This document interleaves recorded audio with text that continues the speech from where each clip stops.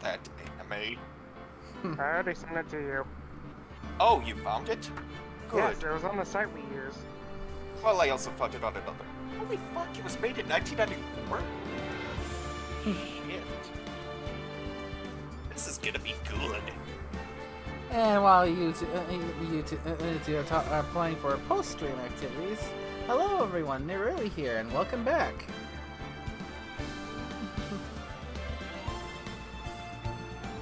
Yeah, it's definitely feeling better than it was the last time we were here. And good too, because we are now going into the final stretch, the last investigation and trial for the fourth case of Phoenix Wright Ace Attorney. And things are getting good.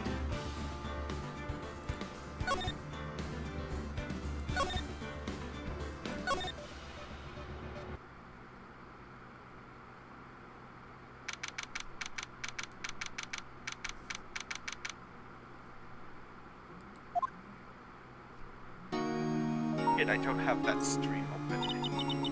Wait. Oh, wow, I'm right away. What was Mr. Vincent talking about?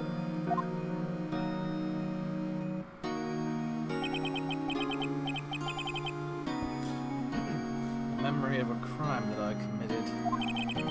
A memory of murder.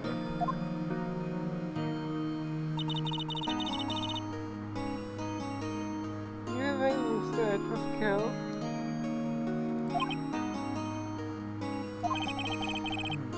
I don't believe it. Not Edgeworth.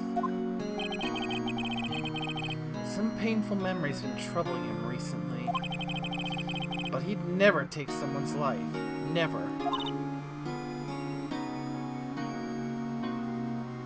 Nick. Oh, how's everyone doing? What do you think about performance today? Was it good? Was it exciting? I had him swimming in the aisles. Huh, Maya? Swearing? Me?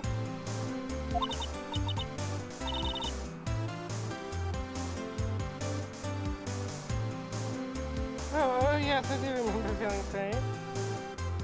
But not for the reasons Larry's telling himself. Right on, tell me the truth. It was like love at first sight, right? Admit it, admit it. It is, right? Right? See what I mean? Right, Nick? Huh? Me? Well, maybe my heart skipped a beat or two.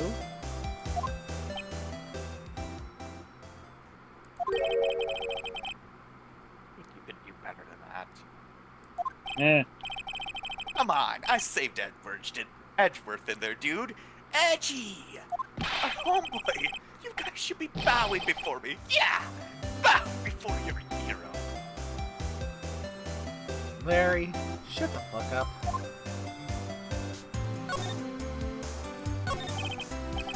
Larry, you really helped out in the trial today.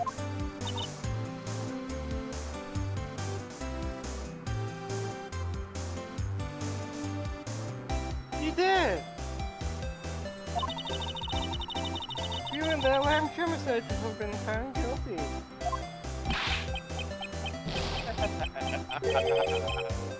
Seriously, Nick. That bookshop caretaker guy is pretty suspicious. But Edgy ain't off the hook yet.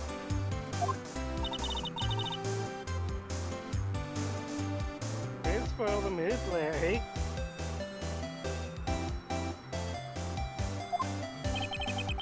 Hey, I'm just a guy sitting on in the audience, you know. But from where I was sitting, Edgy seemed pretty edgy.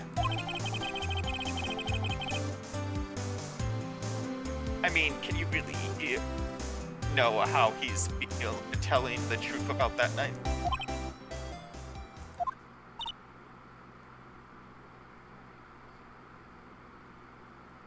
Nick?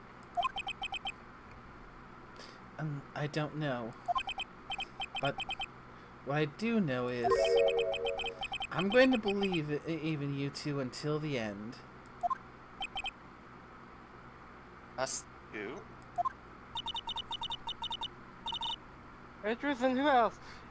You mean me, right? Nah, he meant me, right, Nick? Yeah, you, Larry. Not me. Why you, Larry? Duh. I'm the best. Actually, yeah. Why me, Nick? Enough is a silent treatment.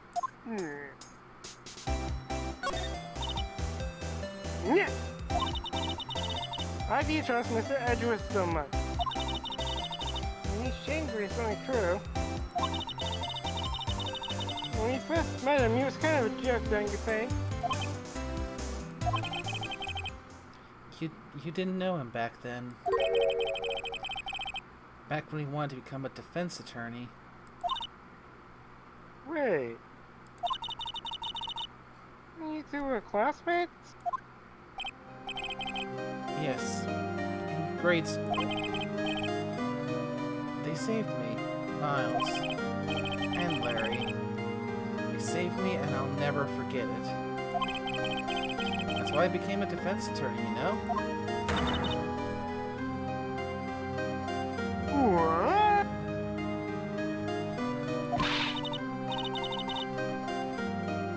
What? What's he talking about?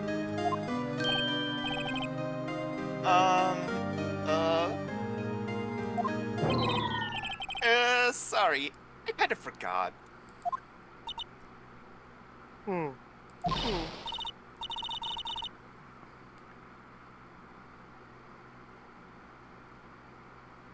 Okay, Nick, out with it. I'm gonna hear this story today, and that's final.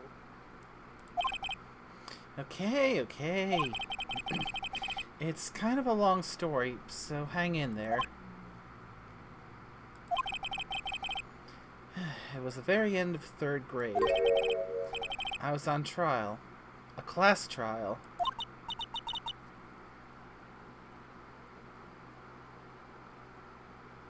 A class trial?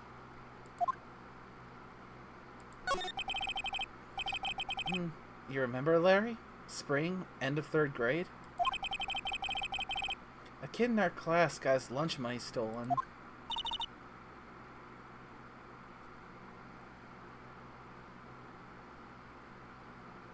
Which one?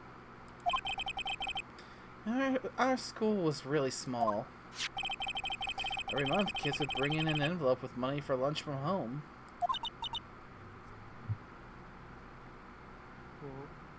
Yeah, I see. Anyway, this kid's envelope disappeared with $38 still inside. Oh.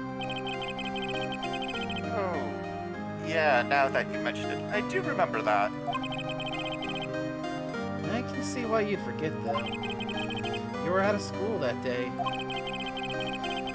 Anyway, the envelope had been stolen during PE class. I was coming down with a cold, so I'd skipped PE that day. I was the only one not in class.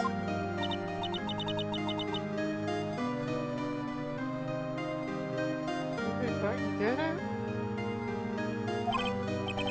Yeah. Kids in class said I should be put on trial.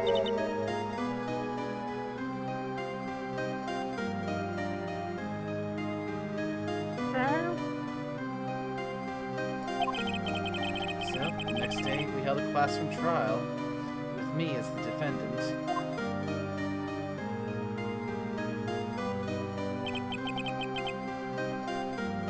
I didn't do it!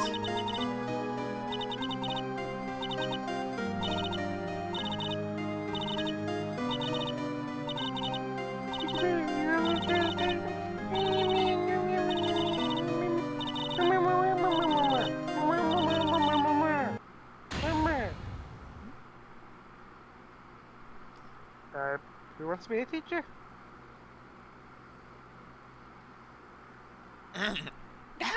Phoenix. You know you shouldn't steal people's money. It's not right. Yeah, teacher of the year. This one just.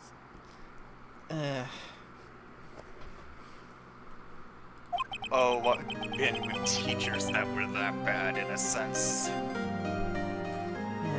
In the end, even the teacher thought I'd done it. Go over and apologize, Phoenix.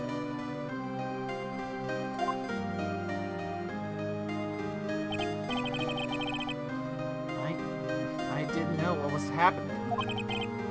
I was so sad I couldn't stop crying. Everyone was staring at me like I'd done it. I tried to apologize. I went to where the boy whose money had been stolen was sitting. That's when it happened. He shouldn't have to apologize. The only thing that belongs in a trial is evidence. Anything else has no place. You should all be ashamed. Amateurs! Oh, sorry, I jumped gun on that one. It's starting already.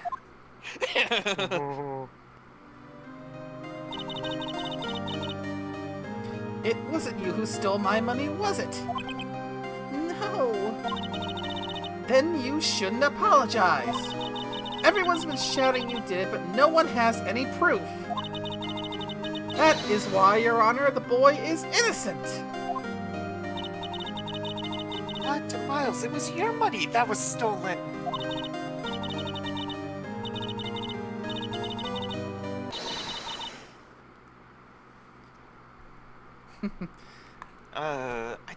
I think this one's Larry.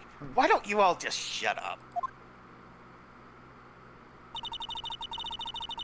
Always how it is. Everybody gaining up and picking up on one person. Just think how it feels. He said he didn't do it, so he didn't do it.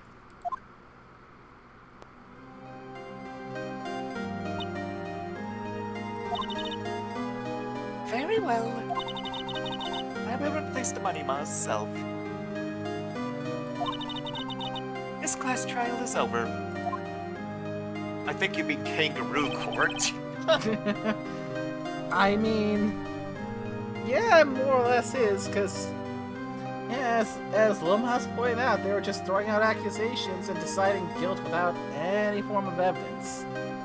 Ah, yes, and the teacher that is supposed to be the neutral party.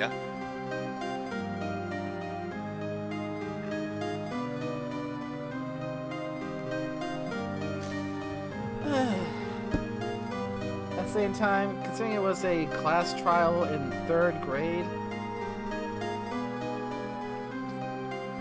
I'm not sure what you could really expect at that point. Yeah. I know there's a couple of horror stories I could tell about teachers, but I probably shouldn't say on stream. Oh, I could tell a few nightmares that happened to me in grade school. I don't really got much. Yeah. But I think I should save a story like that for off-stream, because... Yeah, we can share that post-stream while we're plotting what we're gonna watch. For now, that's how it happened. After that, the three of us were the best of friends.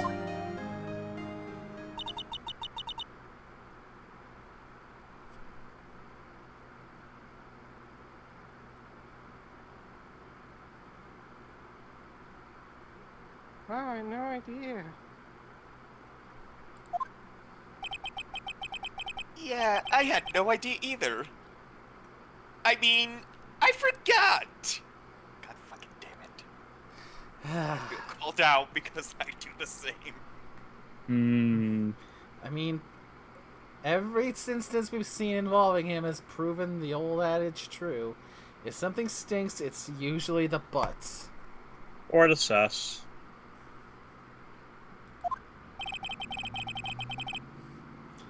That's when I learned what it meant to be alone. totally alone, without a friend in the world.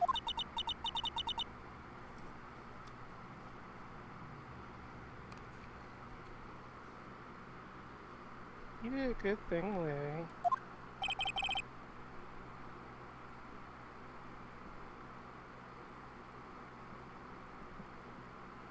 Scorpio. Yeah, well...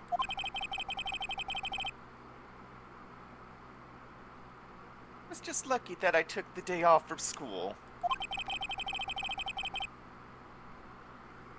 Hmm. I'd been there, they would have thought I'd done it. So... I took it kind of personally, see? When something smells, it's usually the butts.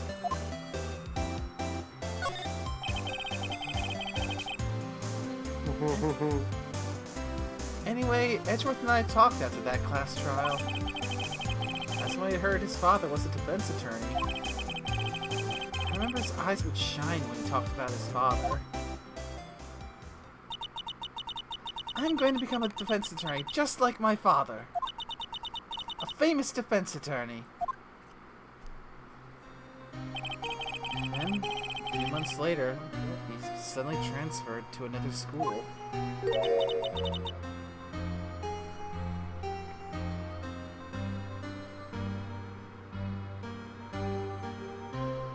The DL6 incident? Right. I'm not sure, but the transfer probably had to do with his father's death.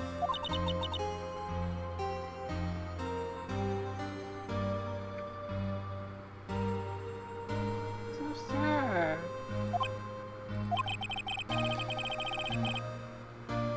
It was several years later when I heard Edgeworth's name again. There was an article about him in the newspaper.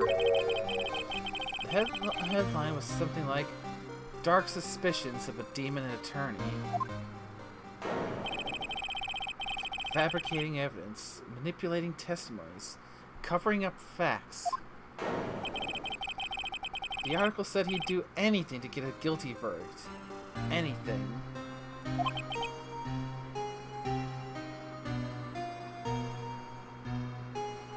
Why? Why? Oh, fuck.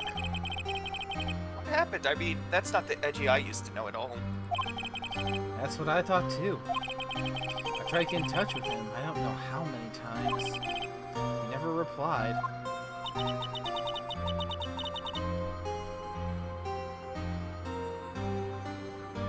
I guess he didn't want to.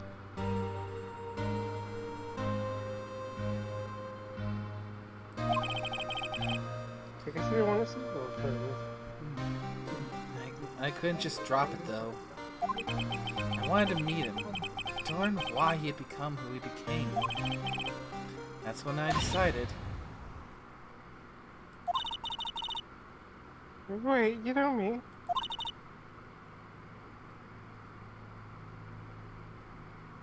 That's why. You made a defense attorney to meet Edgeworth? If I was a defense attorney, I knew he'd have to meet me whether he wanted to or not. In court.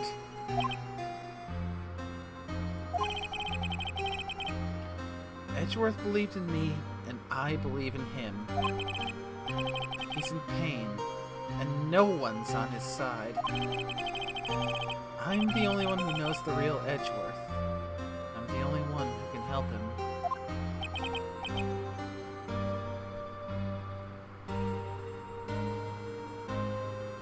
Whoa, Nick. So is that why you helped me out for free? Yes. I helped you because I believed in you. Except I don't remember saying I'd do it for free. Gosh dang it, Larry.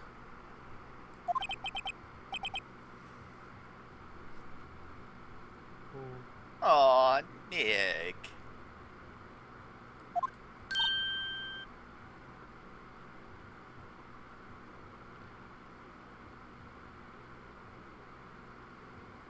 Nick.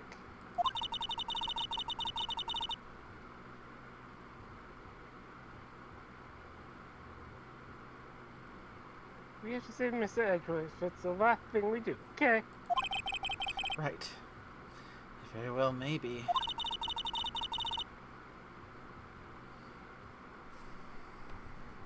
This is the rental boat shopkeeper.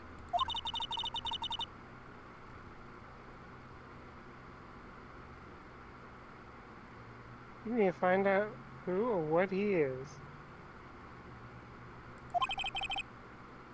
I'd settle for who. Well, guess I can clean out some of this evidence I no longer need. Okay, let's go. Wait, was the let's go me?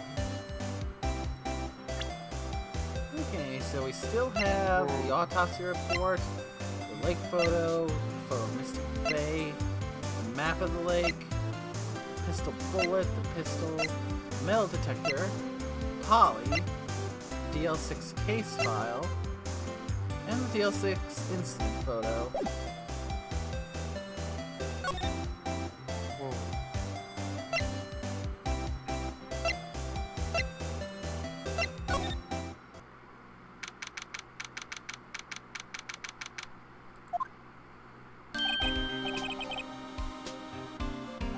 Hey, pal. Long time no see. Oh, Detective Gumshoe! Close one today, eh? Got so locked up, snapped my toe in half. Sorry about that. No problem, pal. Thanks to you, we now know who really did.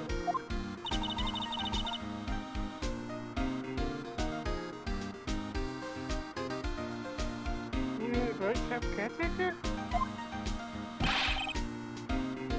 Look, I'll make you a promise. I'll have that scoundrel in my custody by trial time tomorrow. Come what may. It's my duty to you as a police officer. You gotta love Gumshoe. Now I'm off to catch me a criminal.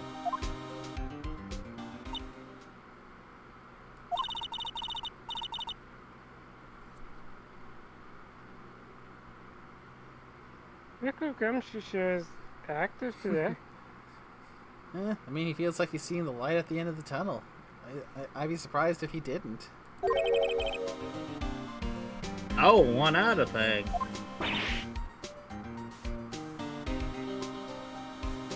Eek! No one can go into the woods today.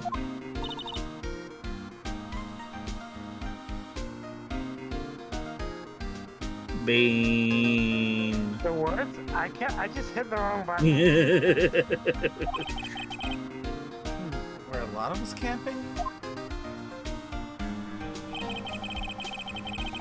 The woods are off limits to camp, and apparently the park ranger found out. I had to tase her. He got pretty mad. No one could go in for a while. I mean, a lot of was squatting in a no camping zone trying to get those pictures of Gordy. Indeed, I tased her in the patookie. I say.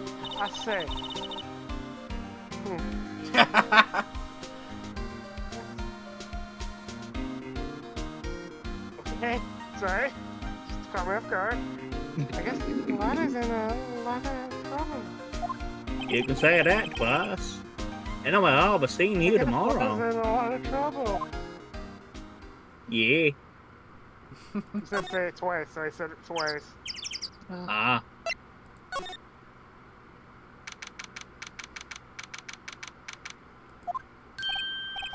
Huh?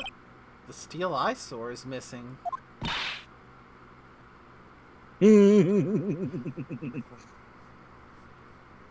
Bean. Eyesore? Oh, come on. How come you get on me and not Scorpio? You're easier to poke.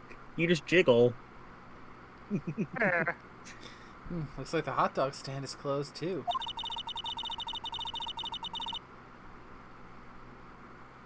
I guess Larry's too busy waiting at Mr. Edgeworth to show up for work.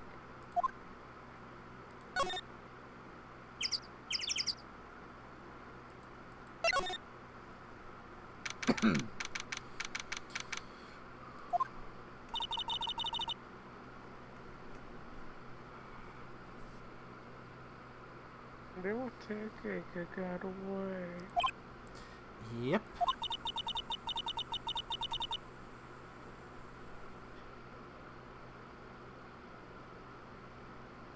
I imagine he might be the real murderer. Of course, Scorpio, the guy with the thing. Yeah, of course he's missing. Ham.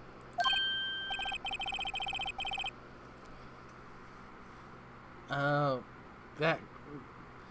If that's what I'm thinking is, let me go and double check who's on that one. If that's who I think it is, that's a nickname character. Ah. Oh. I'd know that clearing of the throat anywhere. I think I know who this is now. Yeah, that's right.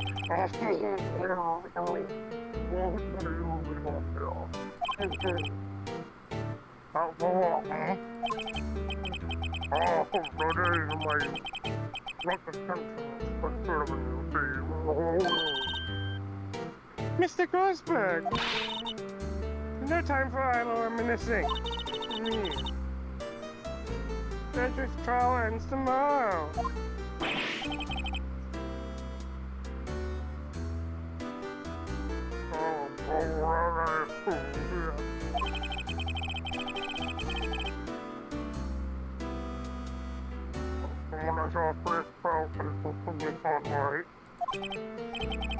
Well, I'm not so sure about that.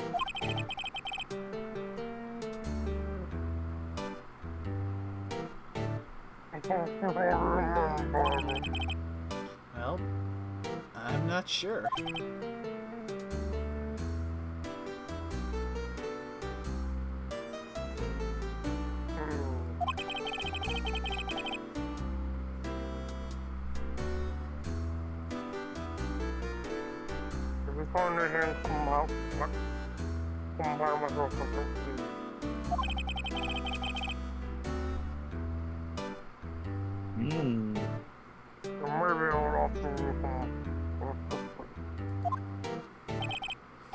Thanks. Bye.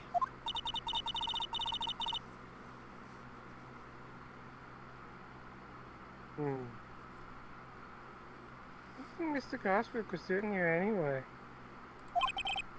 Who knows?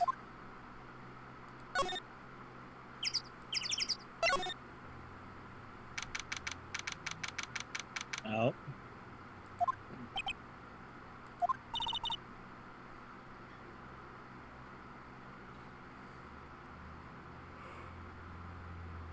Nobody's wrong. Hello, hello, squawk.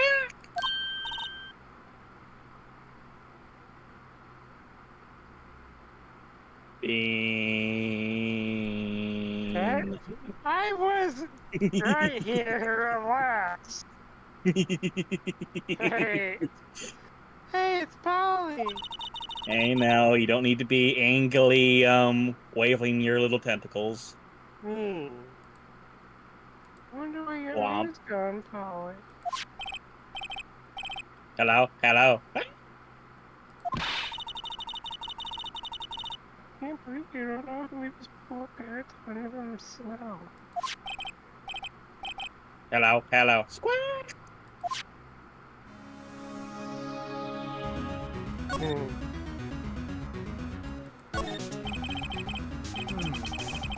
Everything's cold.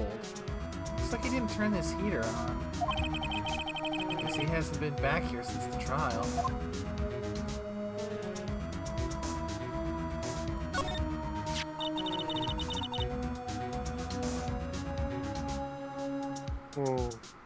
Maybe I should take care of Polly next. You probably shouldn't just kidnap her. The always know about her anyway. I'm sure they'll do something.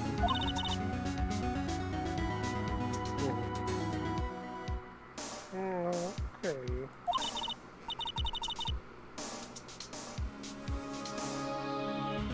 Sorry, Paul, but he says I can't take you. Great, now the bird's going to hate me. Yeah, it won't be the first time.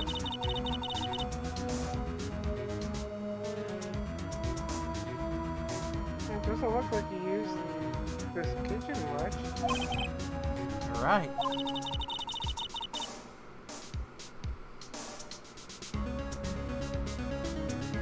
I guess the whole pasta restaurant thing was a lie.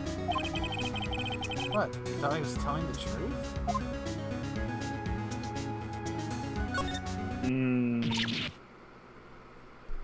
Ah! What's wrong?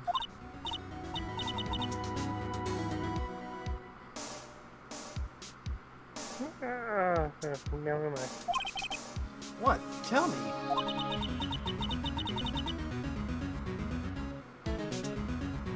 Oh, I saw the TV, I remembered. They're shooting a Pink Princess special this week. Oh.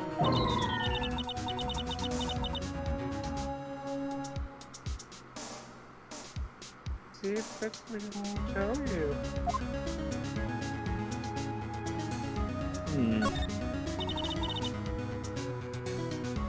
Yeah, you guys know the combo for that. Reminds me, Nick. Huh? Oh.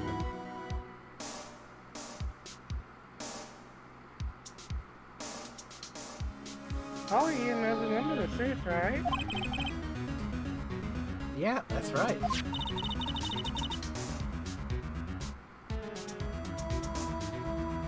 Ollie, what's the number to the safe? 1228 squad. Let's open it, Nick.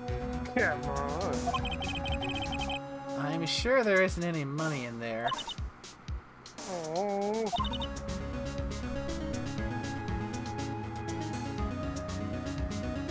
But hey.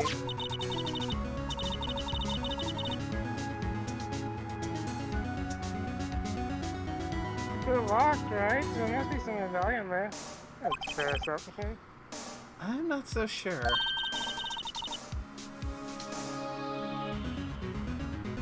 Opens it up, it's just raw noodles. I guess there might be a clue or two. The only thing in here is a letter.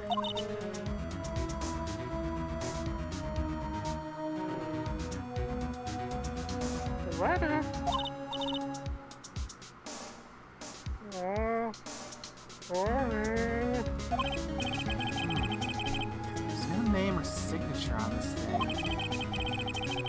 It's handwritten in very precise, clear letters.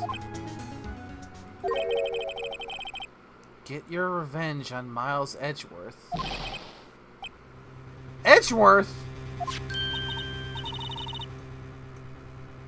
No, Nick, goodness, his name don't be on here. How should I know?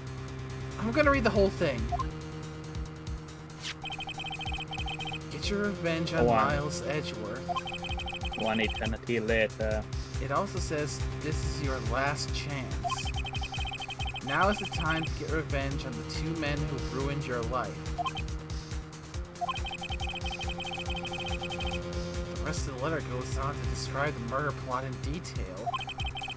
How to kill Robert Hammond and frame Edgeworth. Calling Edgeworth out to the lake. Getting on the boat, firing twice. This is exactly what I figured out today in court. It's all here, in perfect detail.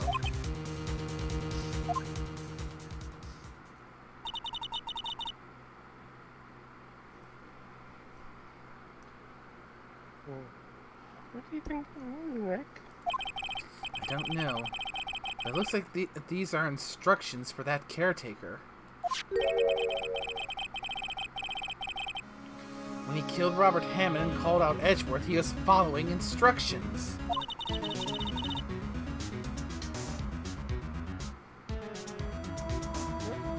Who could bring that letter?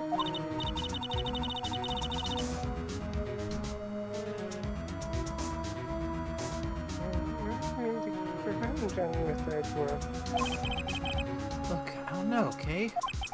But one thing's for certain. This letter is an amazing clue.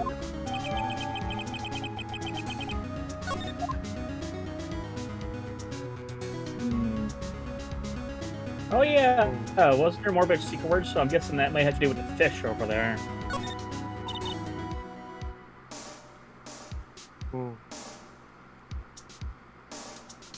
Shoes on nickname.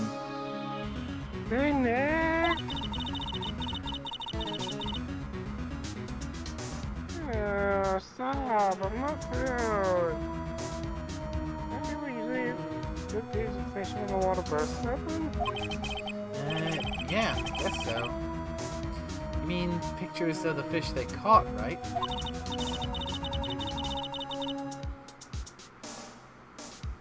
Alright, but don't unless we find them all here. Well, really, Jimmy? Yeah. Well, you know what they say. You should have seen the one that got away.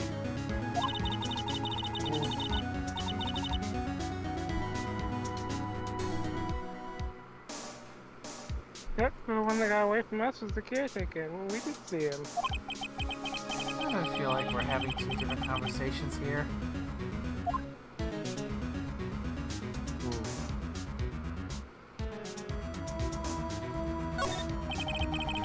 That fishing pole looks expensive. Oh, that's not a bad idea. Bring me to Detective Gumshoes. Don't you think the caretaker would mind? Oh, he's a criminal. Well, we can't leave. The metal detector and we can just leave the metal detector exchange. Maybe we'd better not. Oh, Yeah, it looks like everything in here for now.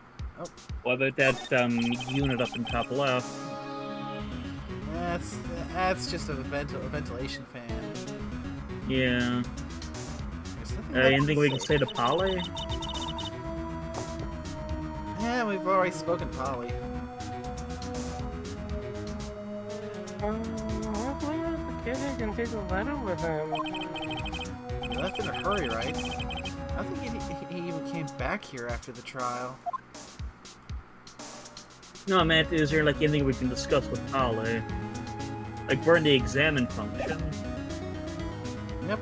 Okay, so yeah, there's nothing else there. Huh.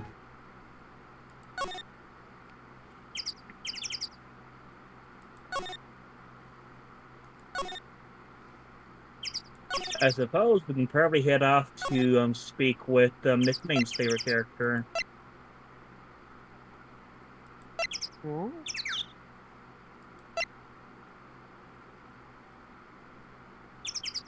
Wait, can we not access Rosberg's place from here? He is actually kind of fun to voice. All jokes aside.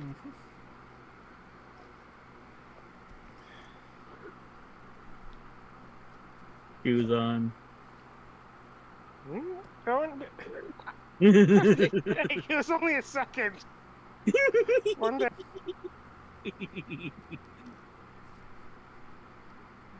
Wonder that, Nick. Yeah, I know.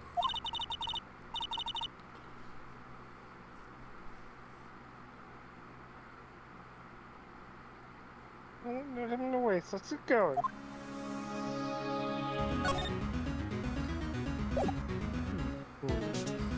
Yeah, the talking ideas usually doesn't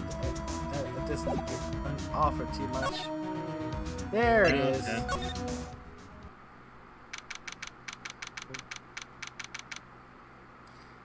Crossbar really should try and find something to replace the Ace the spot of that painting, or at Yeah, least that or else refresh the coat of paint behind it.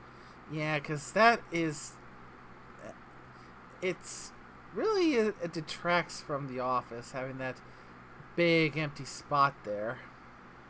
I mean, it could act as a bit of an accent wall, maybe. I has returned. I didn't die. Yeah. He's out. Again. Did he walk anyway? What? Now, don't be harsh. Guess we'll have to come back later. Okay, maybe go talk with Edgy.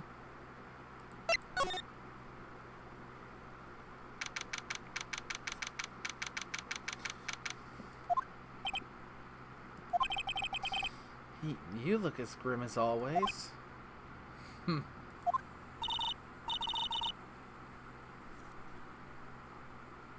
Miss Edgewood? Remember the class trial?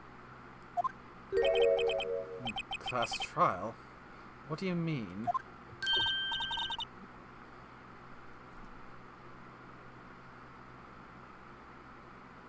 You don't remember?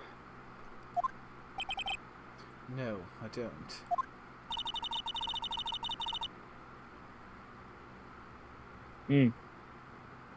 Lunch money was stolen, wasn't it? In third grade? Lunch money? Oh, right. Yes, I seem to remember something like that.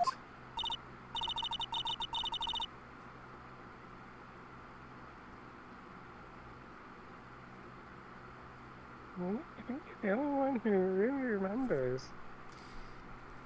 I mean, considering it seems like for Phoenix, that became kind of a linchpin in core memory, or whatever you want to call it, a foundational point of his childhood.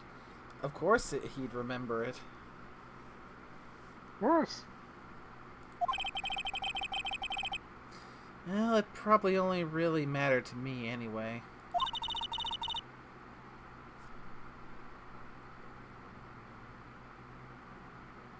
Mr. Edgeworth, didn't you know?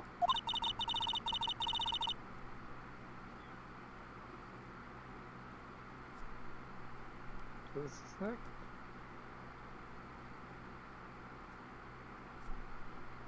sec.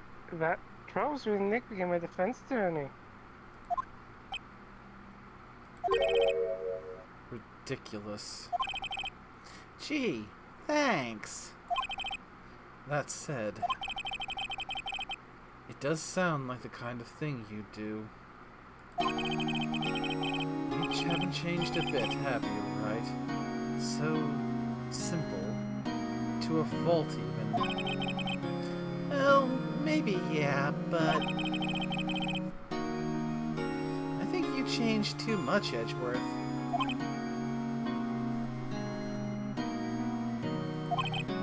Perhaps.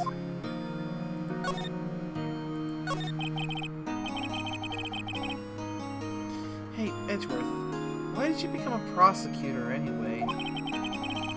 You used to look up to your dad. You said you wanted to be a defense attorney, right? I could let myself deny reality like you. What do you mean? My father was taken from me, and you want me to defend criminals? I'm sorry, right? But I'm not that good of a person.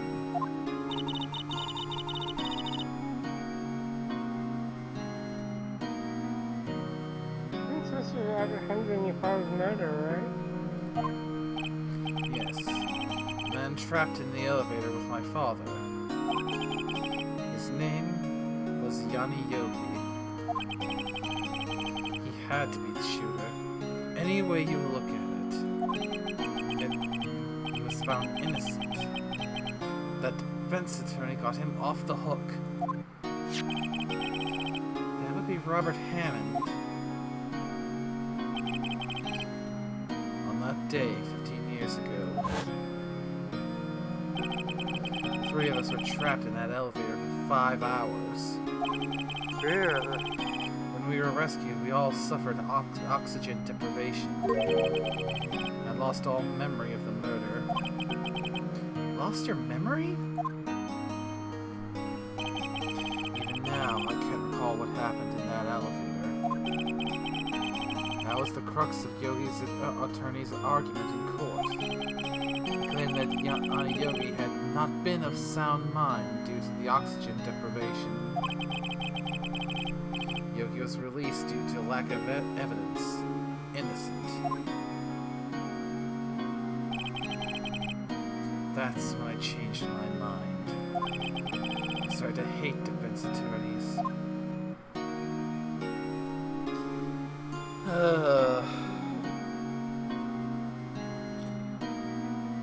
And the sad thing is, with that line of thought, it brings you up to it could be a bit of a potentially heavy topic. Of the question is, which does the person value more? Making sure that a guilty person goes to jail, or making sure that an innocent person doesn't? Oh, you mean that age-old homage? It's better to let 9 guilty go, so the one innocent is free, than arrest 9 innocent to get the 1 guilty, or something similar to that. Something along those lines, yeah. I messed it up, but I know there was an adage that's similar to that vein. Yeah, I'm not sure of any particular adages, but it is something that can kind of come up when you're dealing with this series, this case in particular. Because, I mean, that's pretty much how Edgeworth's outlook ended up turning because of what happened to him. He saw also appeared to be a guilty party go free, unpunished, when everything it was with him having just lost his father, his idol, and so to him it felt like justice wasn't served.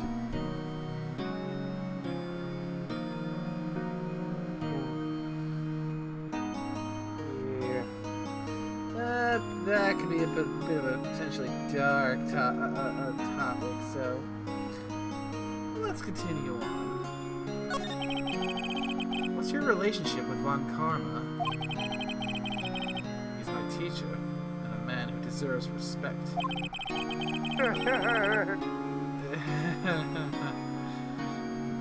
I learned everything I know of courtroom techniques from him.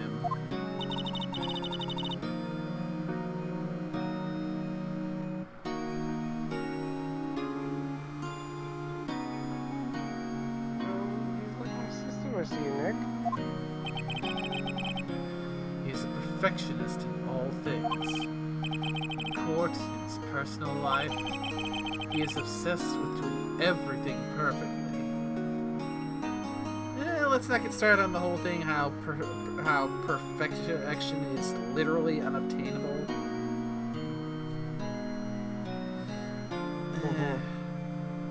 I do not like Manfred von Karma, not one bit. No.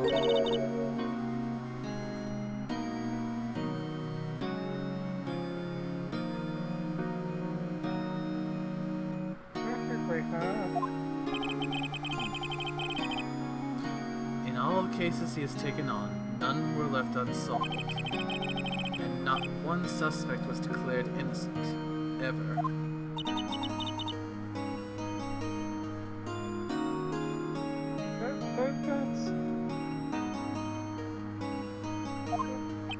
I know.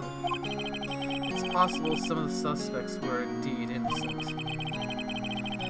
However, it's impossible for us to accurately determine that in every case.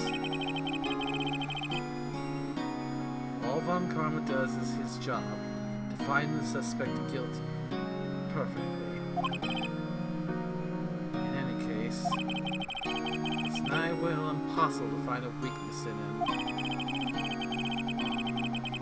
Should a weakness appear, he would do everything in his power to make it go away. Edgeworth? If what you're saying is true, you're headed for a guilty sentence tomorrow.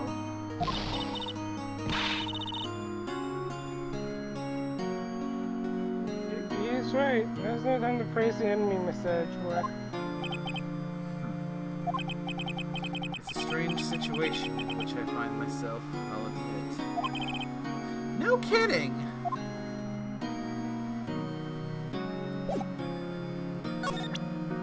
I wonder, I don't remember if this is a thing or not.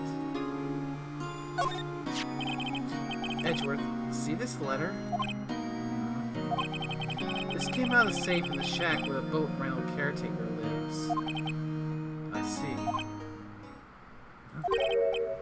Revenge? On me?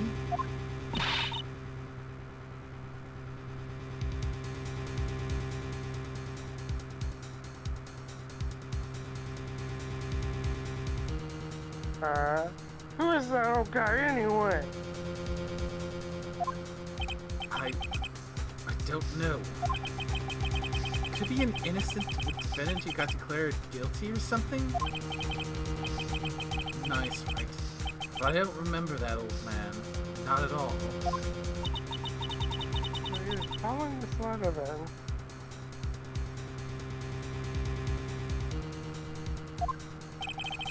Which means there is someone else behind it. Now is the time to get the revenge on the two men who ruined your life. Two men, meaning myself and Robert Hammond? This says this is your last chance. Last chance. Wait, maybe he's talking about the statute of limitations on the DL6 incident.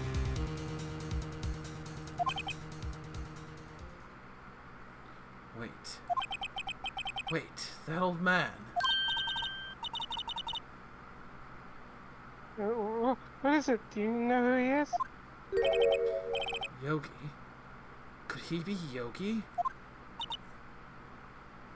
Yogi? Yabba dabba do?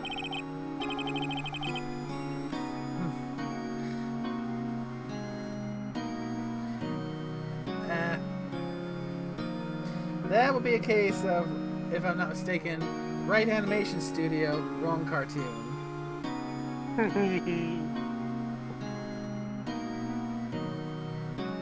Oh fuck, wait, yeah, that's smarter Yeah, than how ever dare did. you! Shut up! At least you didn't reference Jane, his wife. Oh wait, that's still the wrong cartoon. You want? That one was on purpose, because come on. I mean, they did do a crossover movie, so there is that. Oh, I've seen that. I mean, I'm gonna say that the Jetsons honestly should have gotten more seasons than what they got. That's fair. Because it was still a good show, like the Flintstones, but I could see why. Not everyone likes the futuristic, but moving on, back to the DL6. Suspect in the DL6 incident. The one who was found innocent.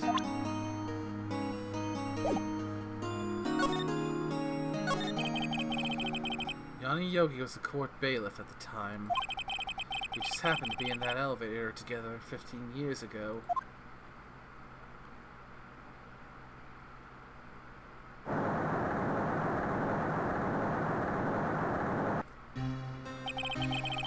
The quake was incredibly strong. Before I knew it, everything was dark. We were there for so long, it felt like forever. The air thinned, and the darkness closed in on us in that little box. We became unsettled.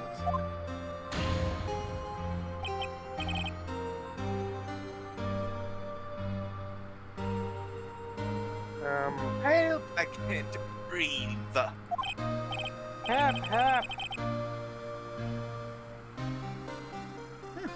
I think I'm gonna need some. I think this is the other one. Yeah, Gregory Edgeworth. Quiet. I said quiet. You're not making this any easier. I want to get out! Help! Get us out! Don't shout. You'll just use up more oxygen.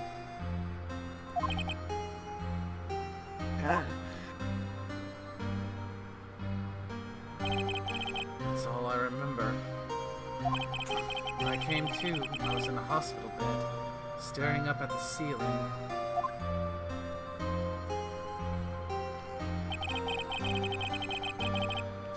In court, Yanni Yogi's mental condition was called into question. They claimed the oxygen deprivation and stress had caused temporary insanity. In the end, the claim passed the court and Yogi was found innocent.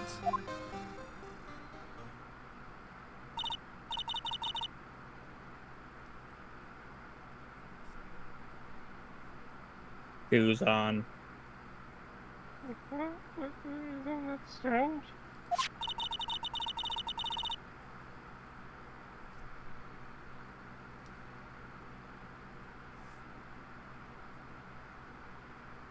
This letter tells him to get revenge on Edgeworth.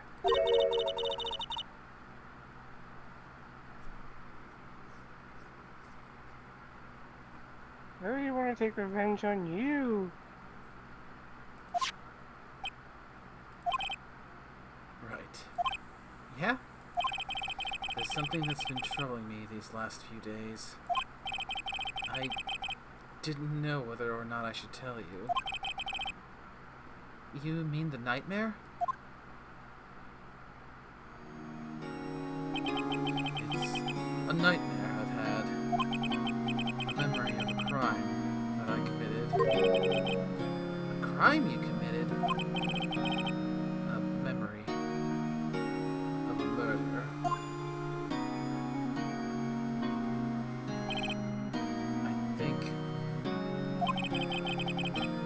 I think the time has come to tell all. For the last 15 years, I have had the same dream almost every night. I wake up in a fearful sweat every time.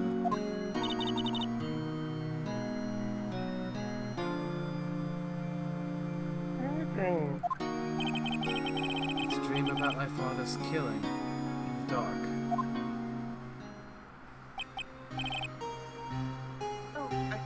Breathe.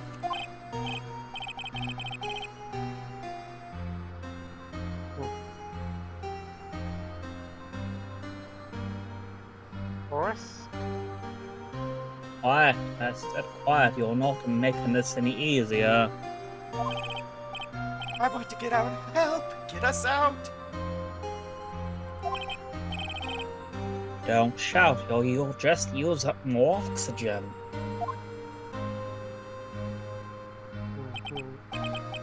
I can't breathe. You're using up my air. What?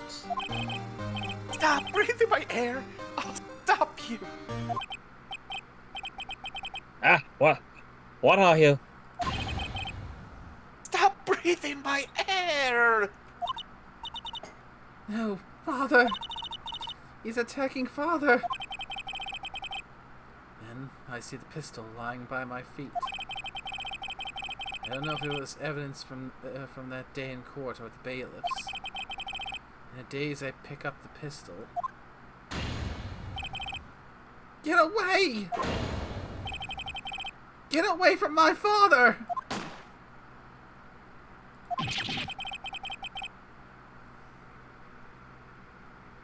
And with that scream, I wake. It's a bone-chilling scream. A scream that has rung in my ears for the past 15 years.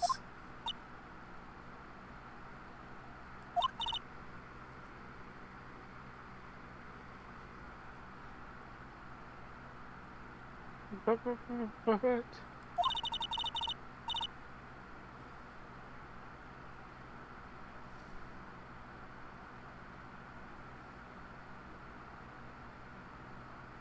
that's just a dream, right?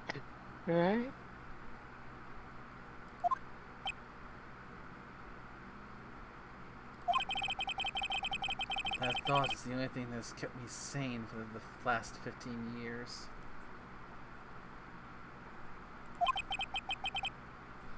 But what if I'm wrong? What if it's real? They say that sometimes people shut out memories in self-defense. Yep. Maybe it was I who killed my father. What?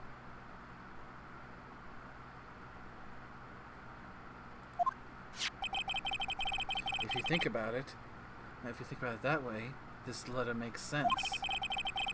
Get your revenge on Miles Edgeworth. Think about it. Yogi was really innocent. That's why he wanted revenge against me. Wait, Edgeworth! You mean... It was me. I was the true criminal of DL6. I shot my father. This is bad.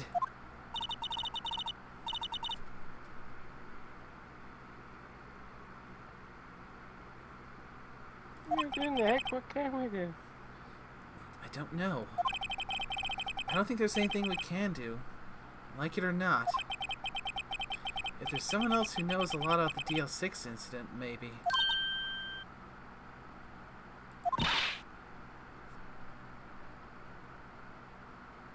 There is Nick. Someone else who knows about DL6. Oh wait. This is the part where it's a parrot.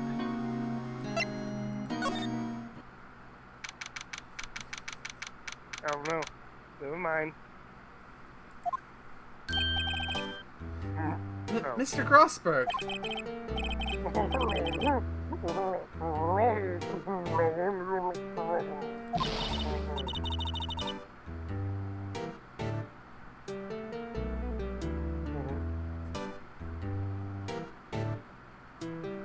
No kidding, I can't believe you're not.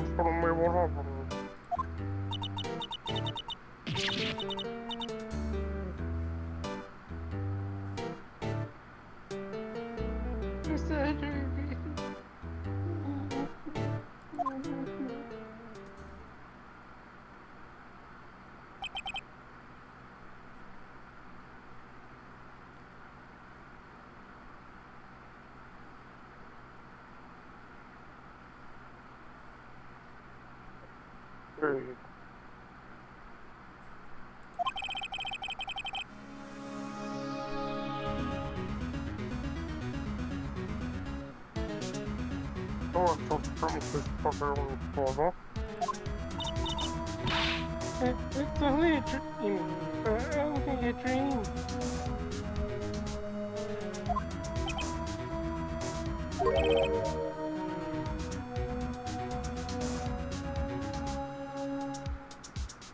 Oh, wonderful.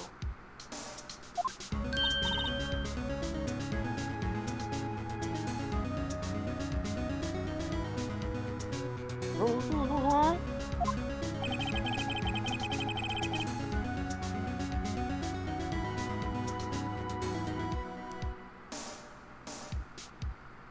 What's the case for?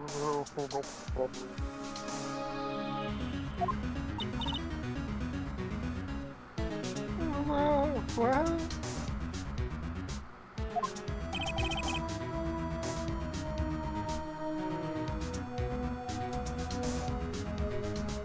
Also consider you'll be quite sorry how to do coaching tomorrow.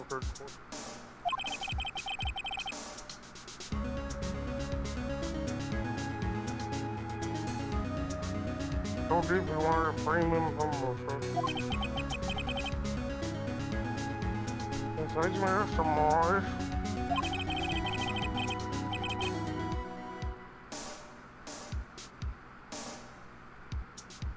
Mr. Edgerton was not forgetting. It was real.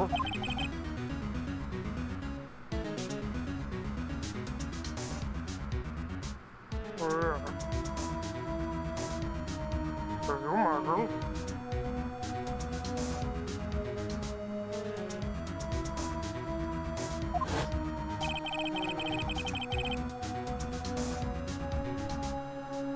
Now, after the prosecutor, prosecutor's father.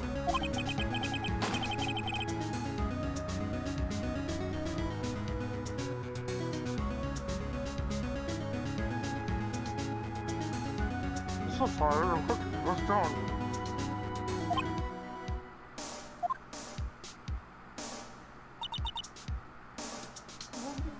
Nothing.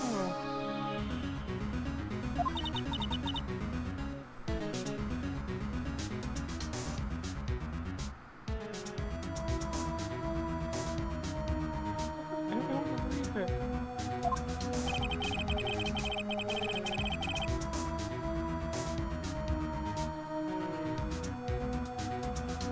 You go what for tomorrow. Before I will go. That is the sad truth. Is that sadly, even if you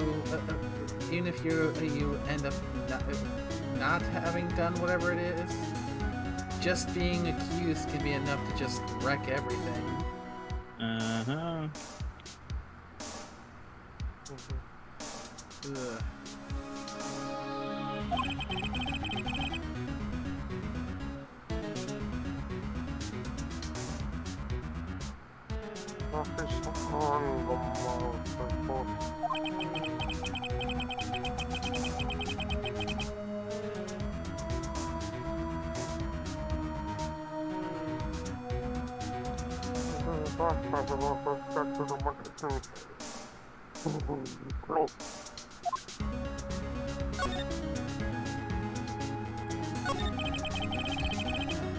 What do you know about Edgeworth's father?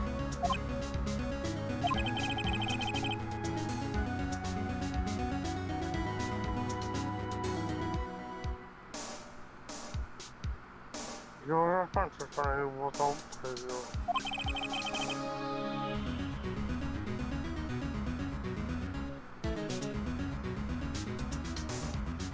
Sounds straightforward for me.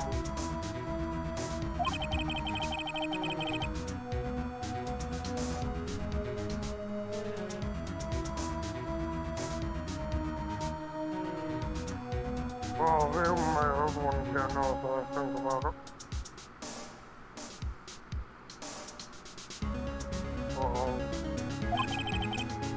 You make a meal for you.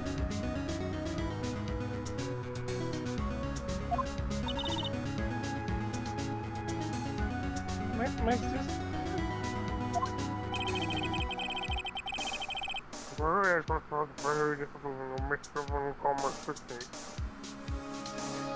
Gee, I imagine I can only wonder why. That's no surprise. On commerce that's free, man. No testimonies and evidence or nothing to them. No, it's okay, it's a perfect winner for them.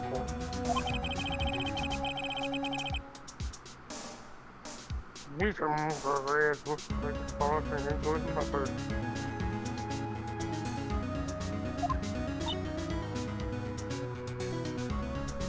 Yeah.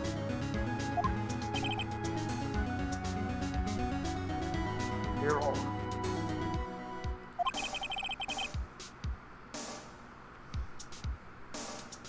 And those in despair as you are.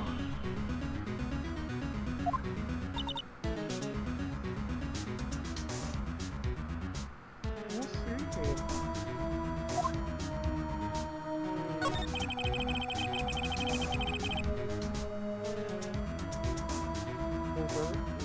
Well, there is a gold police going on a square medium.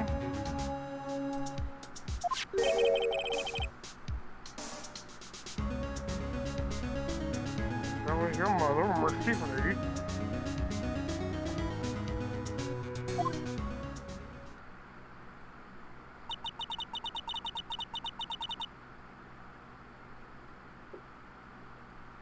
I'm Gregory Edgeworth. I've been killed.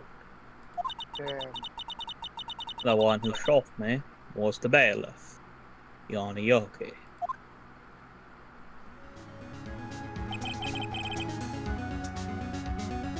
Johnny Yogi, what's wrong? Nothing. That's when my mother left us. Don't go to her side.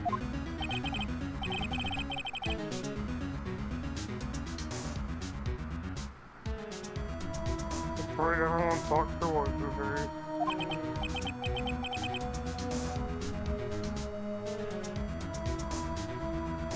Now I think about it.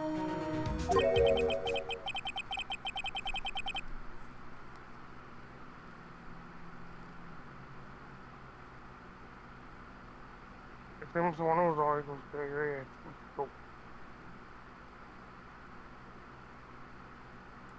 okay. Where's the master known system?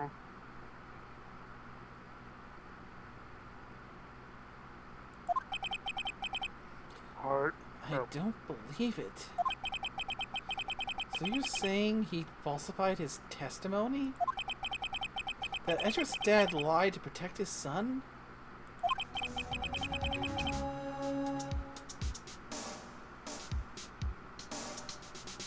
Only a possibility, mind you.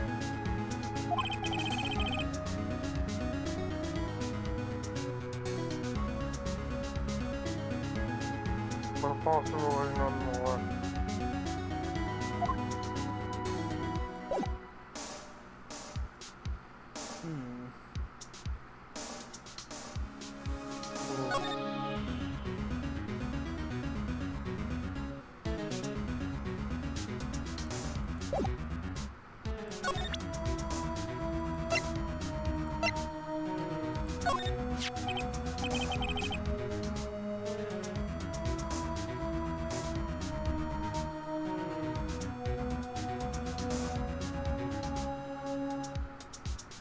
Oh, so that's a little.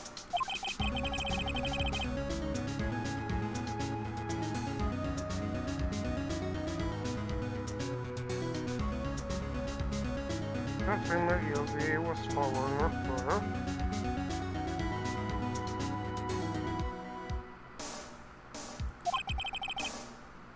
When he killed Hammond.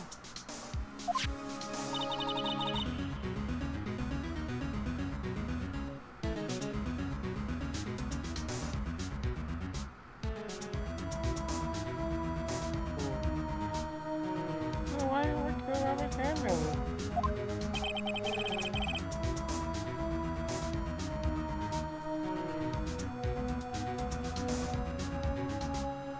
Who was this killed? Manfred von Karma.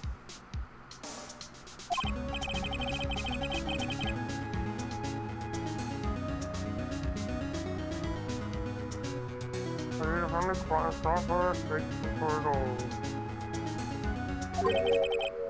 Huh? His own sake?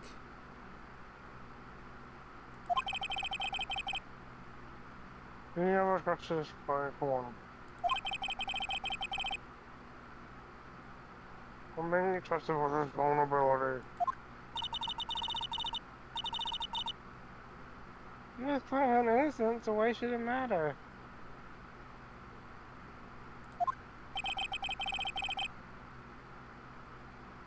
That's why murder is quite.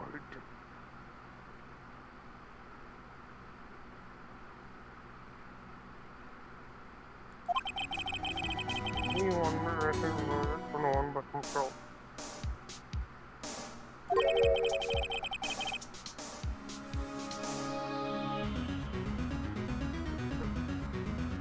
You'll hear what a free man. This was what he was on. Huh?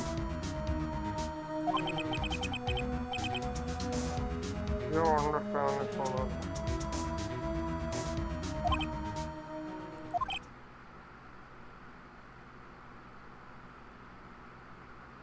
Wait. What is it? Just love it.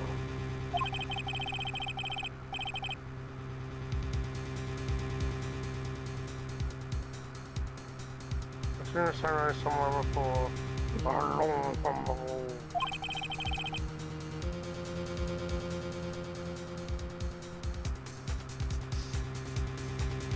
What kind of angle?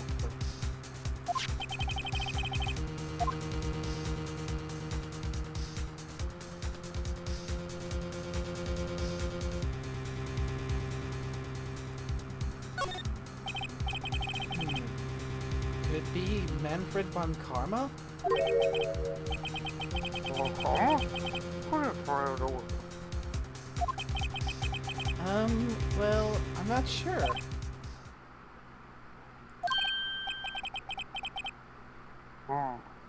Von Karma. Bottle.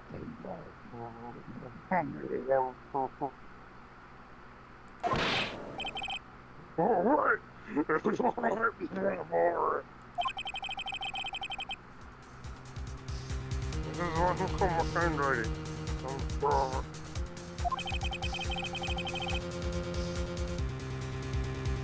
This is the all time uncomfortable.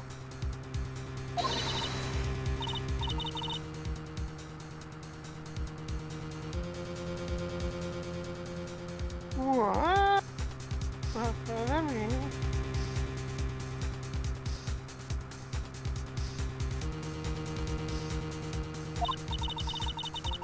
You wanna tell Mr. Yuki to kill wife?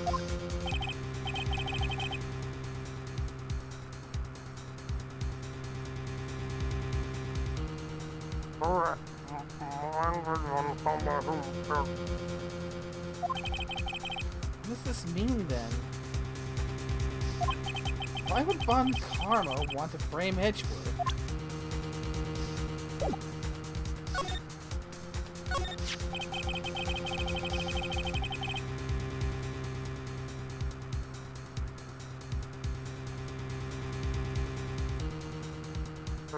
truly von Karma decided that you were not so.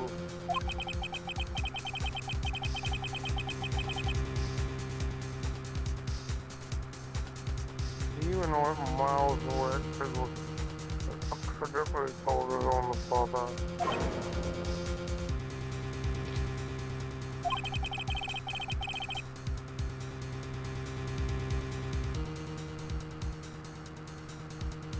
So very much small quarter should bring.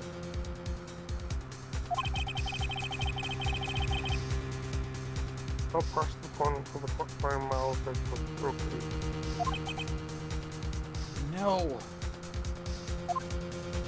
Which honestly doesn't make much sense to me in retrospect. Well, you didn't do this, but since you might have done this, we're gonna find you guilty anyway. The fact of them coming up on a century path like that.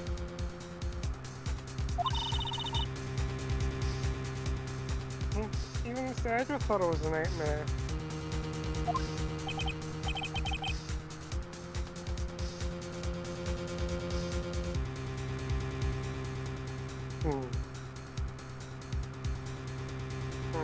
I don't know.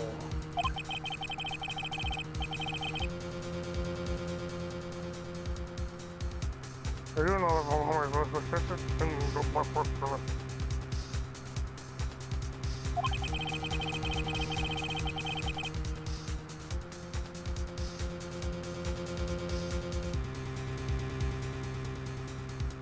Amazing Nick, what's right for now?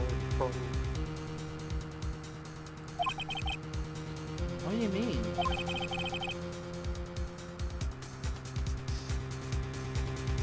Oh, it's frustrating.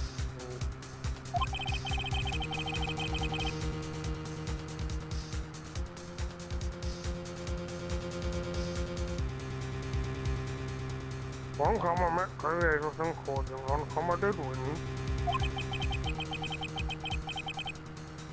They didn't make it to a trial, one did.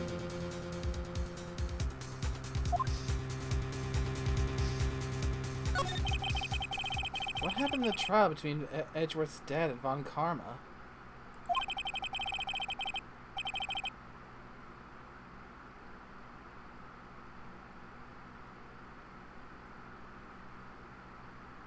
One comma gotta go to it, one.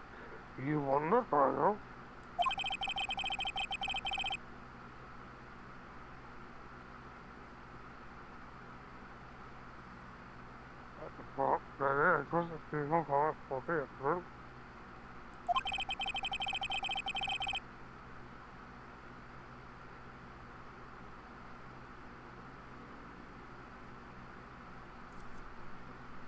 must have told him instead was that good at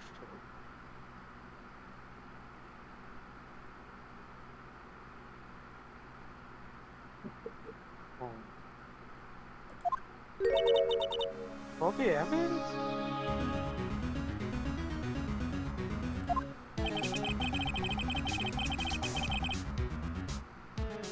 Hmm.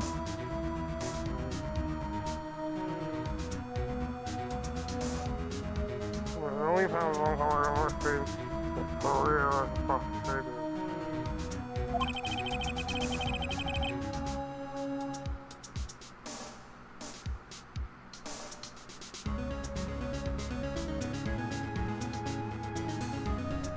And I had to stop upload with perfect time.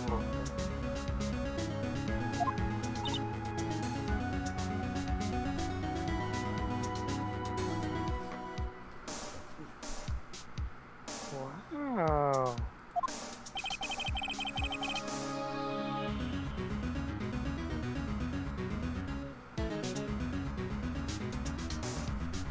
Must have been pretty fruitful von Karma.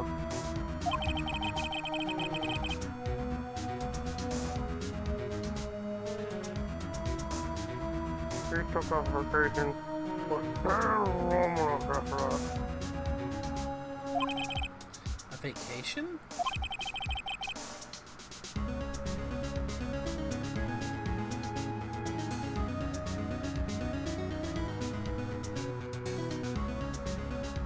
Yeah, I know he was on for the man. It was the first and last recognition in many years.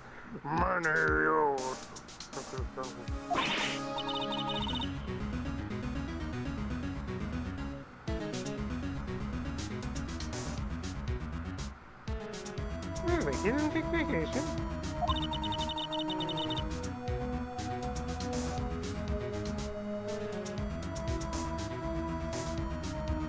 I could see the map.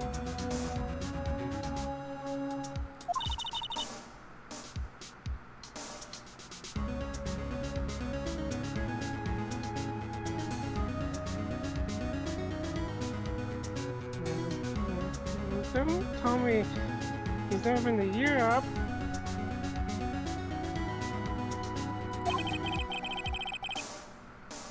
You have strange ideas about vacations, Maya.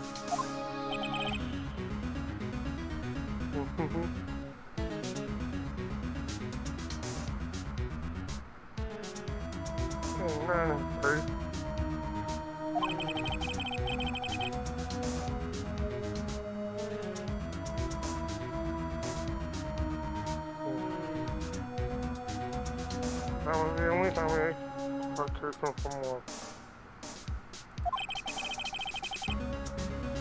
So those are probably uptown work. God.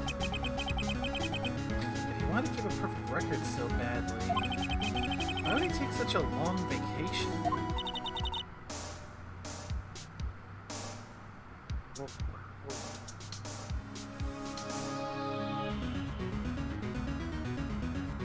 What do we do, Nick?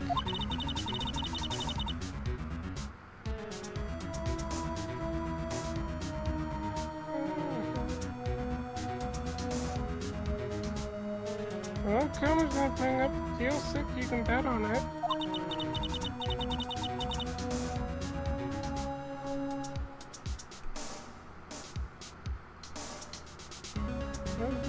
Plead guilty to deal 6. I won't let him.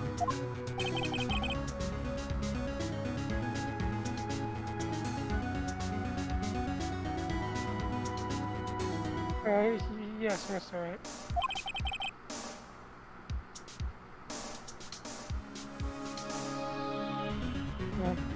Here's the thing.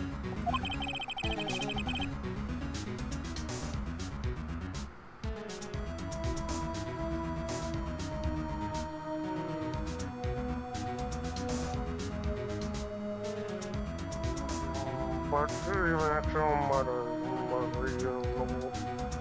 wouldn't that be more manslaughter than murder? Because murder usually implies there's intent.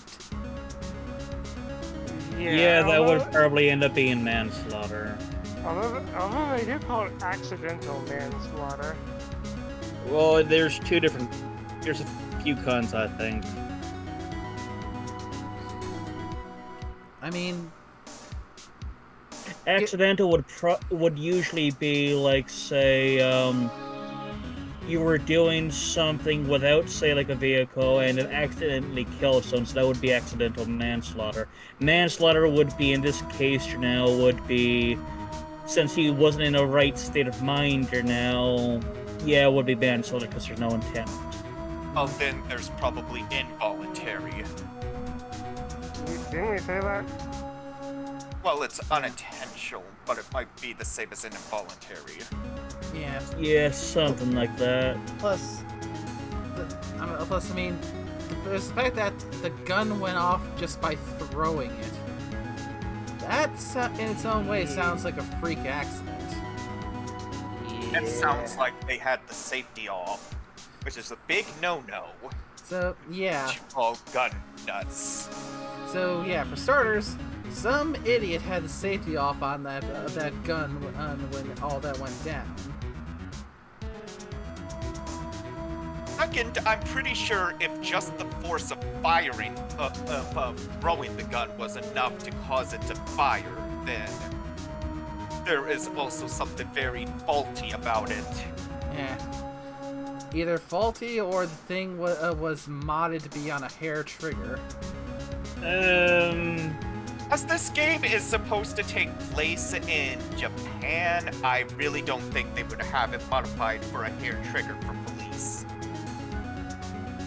systems. I mean, if you throw a gun, it could unintentionally go off. That's sort of a thing that can happen. Oh, that's true, because all that needs to be done is the hammer hit the linchpin on the back of the bullet for it to fire. Yeah. Like I said, that's why you never really throw a gun unless the safety's on. Even with the safety on, throwing a gun is a no-no. All guns are loaded. The gun is unloaded. All guns are loaded. All the time. And they should be treated as such. Exactly. Treat it, unless you yourself have checked, always treat a gun as if it's loaded. And even then, it's still considered loaded, even if you know it's unloaded. Because you don't know if there's a bullet lodged in the chamber or somewhere that's stuck that could just misfire out. Mm-hmm. You say you don't want to throw guns anyway, or throw anything. Yeah. But, yeah. Your gun safety TED Talk for the day. During a lawyer's game, how fitting. Thank you, Ted. I know that. I just believe in Edgeworth's innocence. I can't believe he'd kill someone.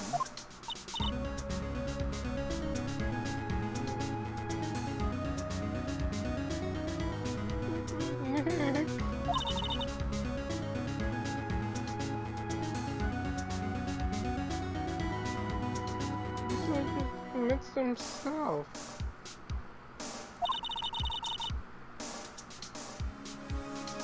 It's not the most his life is taken and beyond the grave.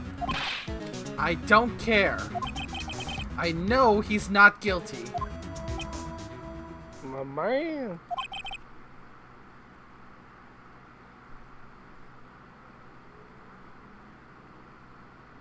Sorry.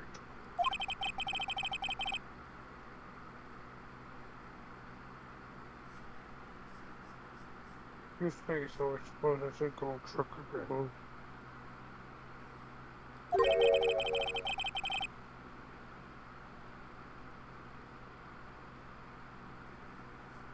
These files might hold from another.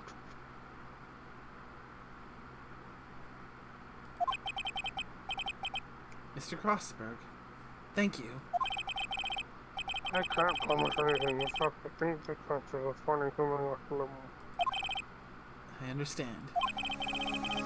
Police materials.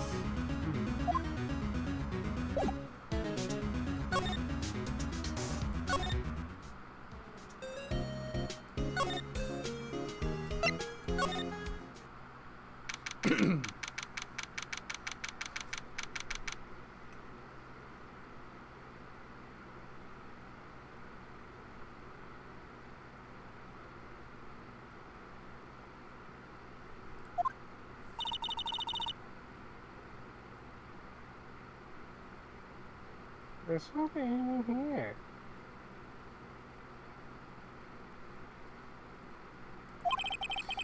Everyone must be out looking for the old guy, Yogi.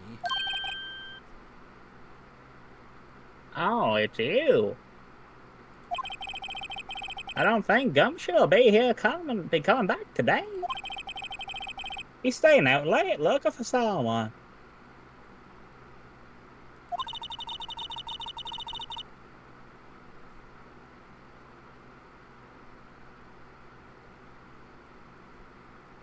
Sounds like the detective planning payment for real. I wonder if we could check out the records room again.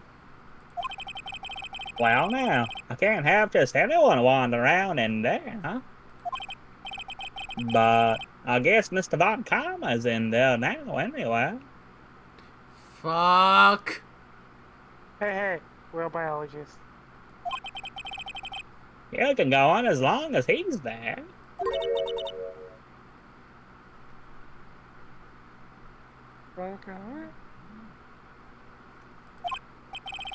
Yeah, he just arrived, actually.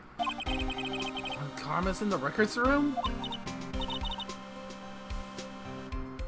And the list here for a book burning. Nick, that's alright. Do. Keep my hands warm off these burning books.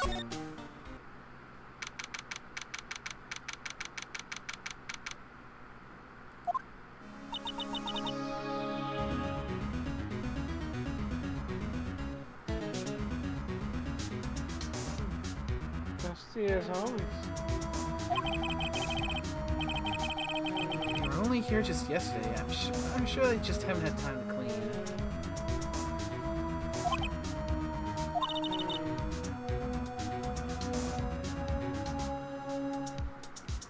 What's wrong, Nick?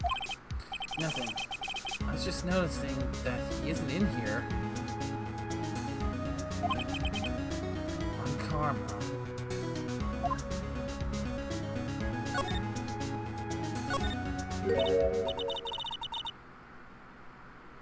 Huh? This door here is open. Someone must have been looking in it recently.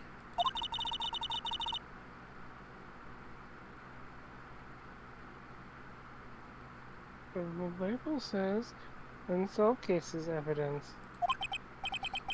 Unsolved cases. Nick!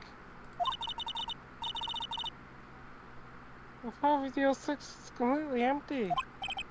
What?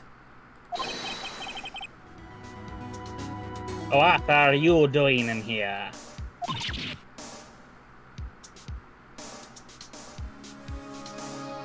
Now there's a mug you wouldn't want to meet in a dark alley.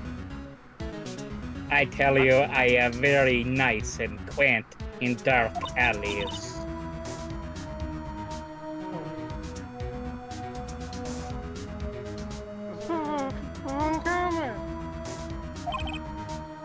You. How do you know my name?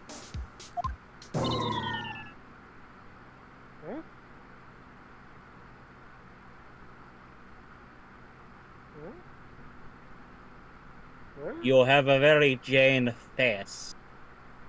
I'm sorry, I can't really picture who you are. Have we met? What are you saying? We see each other every day, don't we? Meh. I'm on Edgeworth's defense team. Defense team. Him. I beg your pardon. I see I really remember defense attorneys.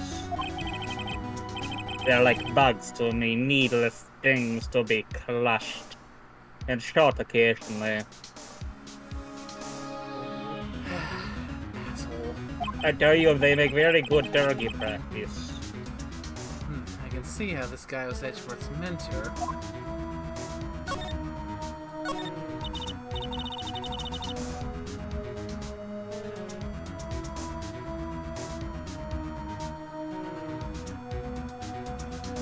Mr. Edgeworth is here. Right? A romanticist who still can't shed that veneer of amateurism. Dressed like his father, always secular, if not murderate.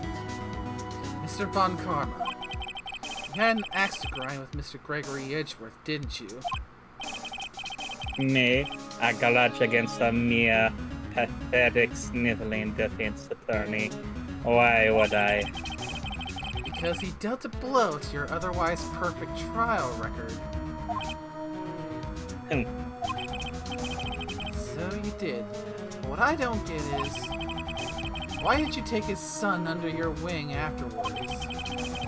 The son of your most bitter rival. That, my dear attorney, is none of your business. Tomorrow will be the last day of this trial. It's been a while since I had a defense attorney last this long. Still, you will lose in the end. I have made sure of it. Miles Edgeworth will admit his own guilt. His guilt of 15 years ago, you mean? You're quite the researcher. If you've done your homework so well, then certainly you must understand.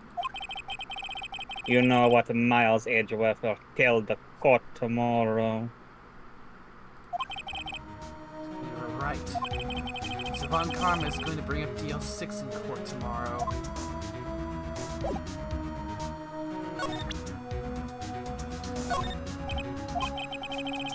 Fool, you think I, a prosecutor, would give you, a defense attorney, information? Bah! You waste my time.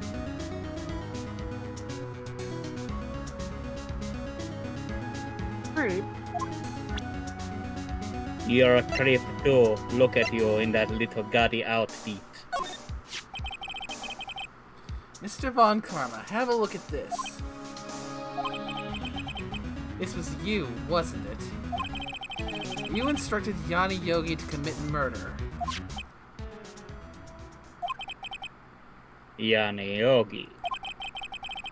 How many years has it been since I've heard him called by that name? He's a fool. I told him to burn it after he read it.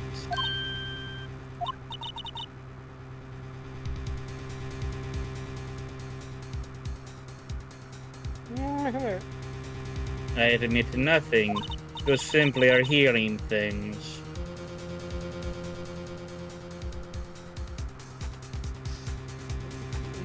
You wrote Mr. Yogi this letter?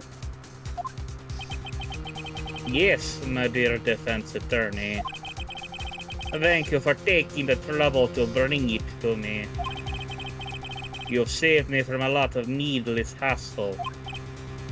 What? Nick, what is this thing? It's a gun. Oh no, a taser. A stun gun. For self-defense, usually. Shoot it, I right? didn't... Yeah. Jump the gun there a bit. Oh, fair. It's I was a gun. expecting gun, but stun gun, yeah, makes Yeah. more sense. I mean, it's very stunning and fitting that you basically jumped the gun. A stun gun for self-defense, usually. Indeed. 600,000 volts will course through your body like a dog catching electric pins.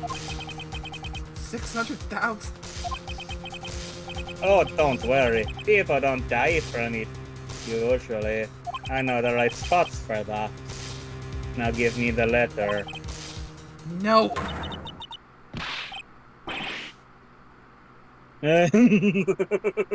Wow, what are you?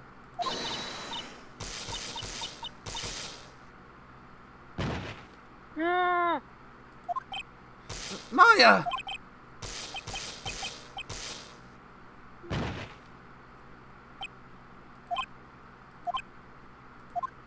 Oh, who wants to learn a fun fact about stun guns? You know, there's usually security cameras in there, and if they just tase you without thing, you can get True. arrested for that. True, and technically 600,000 isn't. It is high, but technically that's not the highest legal limit you could go. You could go to 1 million volts for a stun gun. At the end of the day, voltage is not what you need to worry about. It's It's Oh, the amperage. shock to the heart, yeah, but No, it's the amps. It's the amps of it. If the amps are high, are more than high enough, they can even a low voltage can kill you. It's the amperage you need to watch out for. Mm-hmm.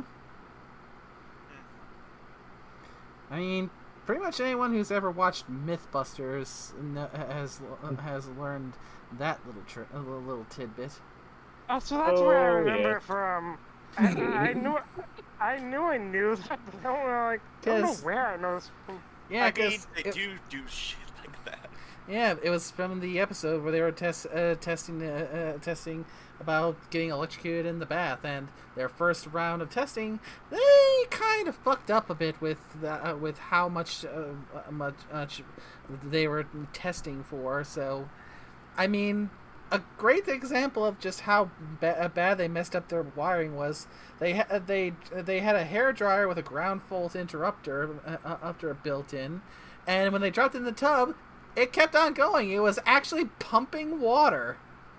Yeah. Oh, right, because it didn't stun, but it just cut. So, yeah, the one about dropping the toaster in the bath. I think I remember that one. Yep.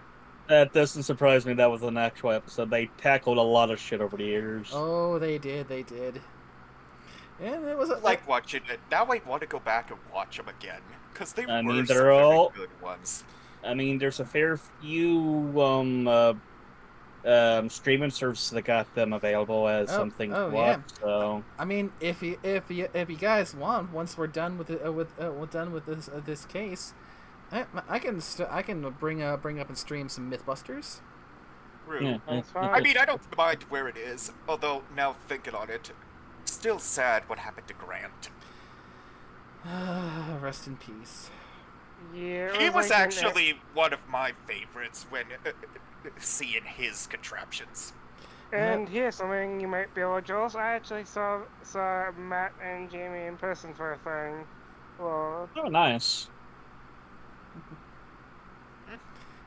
Consider me jealous. yeah, it was a long time ago. It was like a little tour thing they did.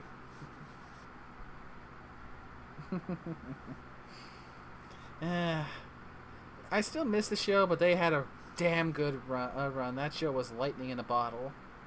Oh, it was. I mean, who wouldn't like seeing it? And though, as well, we have to tip our hats off to Buster, the dummy that gone through everything. Yes, they're Monty. I mean, everything. He was a true hero in the science of figuring it out. Mm-hmm. Arguably, but one of the most important members of the cast. Indeed. Although we should probably get back on stream, shouldn't we? Yes. I mean, you know how these kind of games go. Something comes out Oh, I that know. has us go on a wild tangent and just shooting the shit. He got us. The letter's gone. Of course. He took the DL6 evidence. All of it. Back to having no clues. Wait. Maya jumped first. Maya! Is she okay? Maya!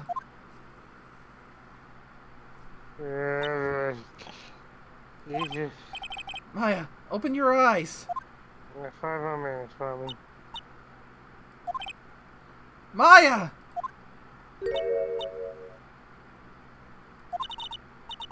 Oh, ladder. You take? Huh? Oh, yeah. Are you okay?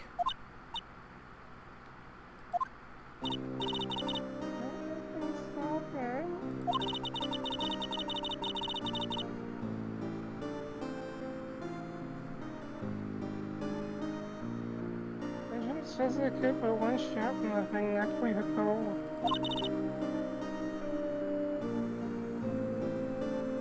Aww.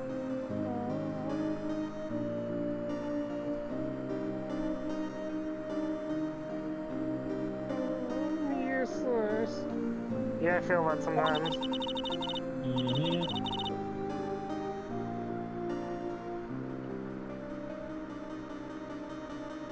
There's a lot on me, and I can't even go my sister.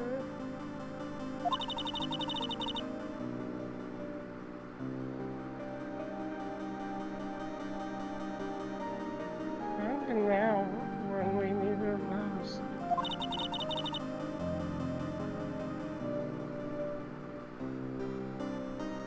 I wish I hadn't woken up now. Maya! There must be some way I can help her. I gotta do something about her self-confidence first. Huh? Maya, she's holding something. What's that? A bullet? DL6 incident evidence number 7. Taken from the heart of Gregory Edgeworth. I remember. Von Karma was holding this when Maya jumped him.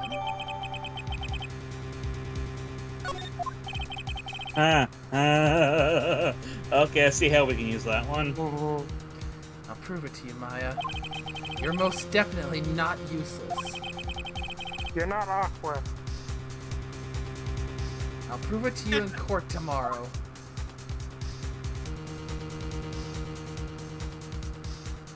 Are we sure she's not Aqua? Well, I mean, Whew. Scorpio did describe Maya as being rather useless in this first game. You know, Yeah, I but did say that. You Yeah, did. but it's rather hard to be out useless. I mean, fair. Useless goddess is definitely up there.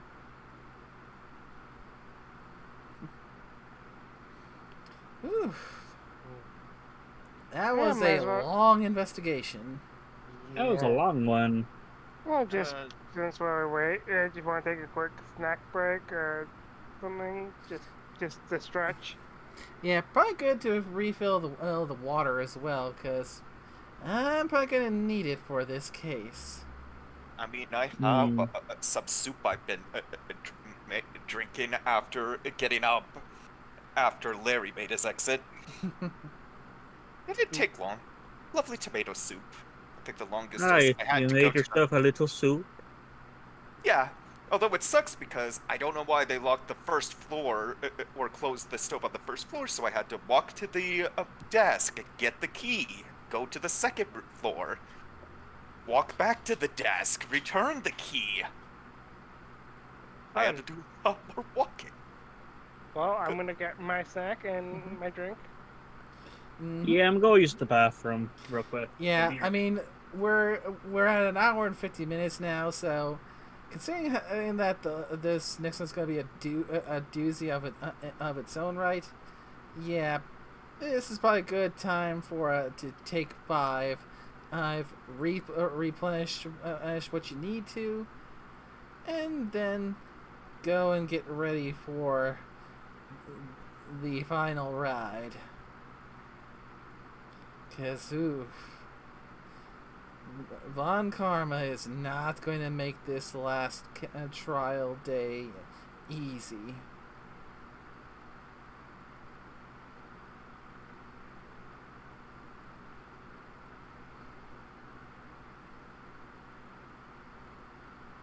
So yeah, take 5. So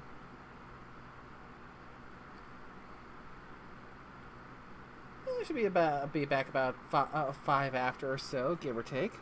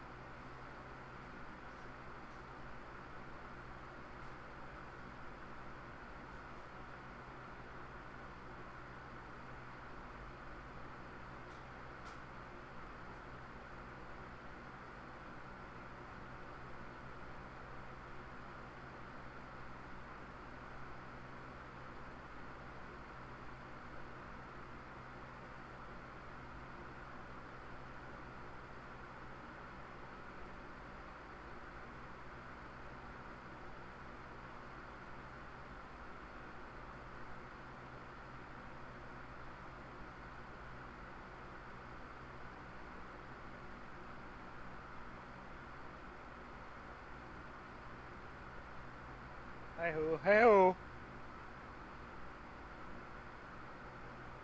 Yo ho ho ho. Woohoo.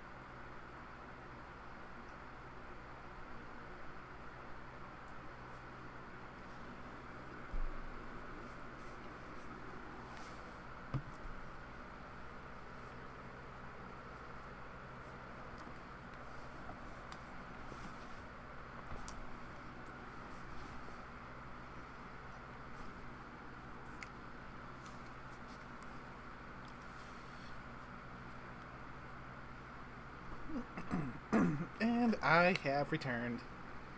Cool.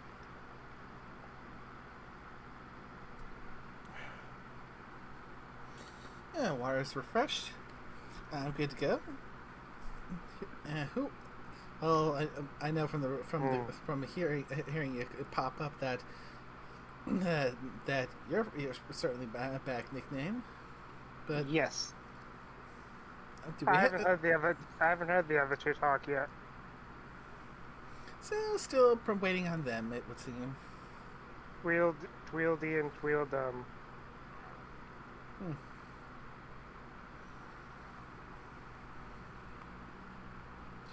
Yeah, although with little breaks like this, when I can afford it, I need to see about looking into getting myself like a few splash pages. Like I can have like a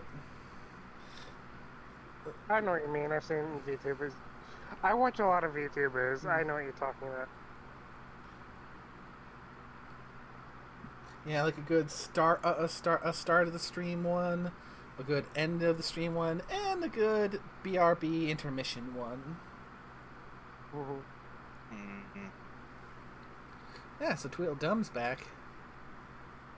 I've been back. I just got up quickly to grab my tea I forgot that I brewed.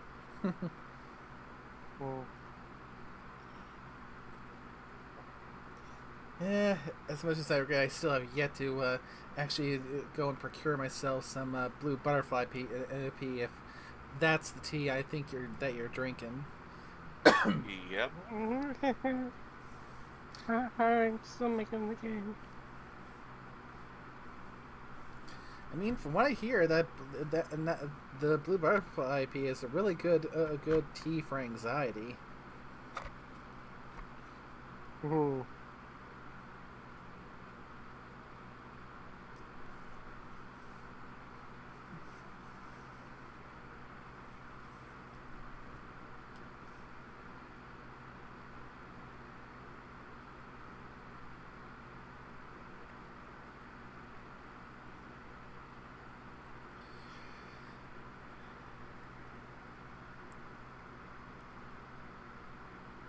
Tweedledee and Tweedledum, hey, nickname.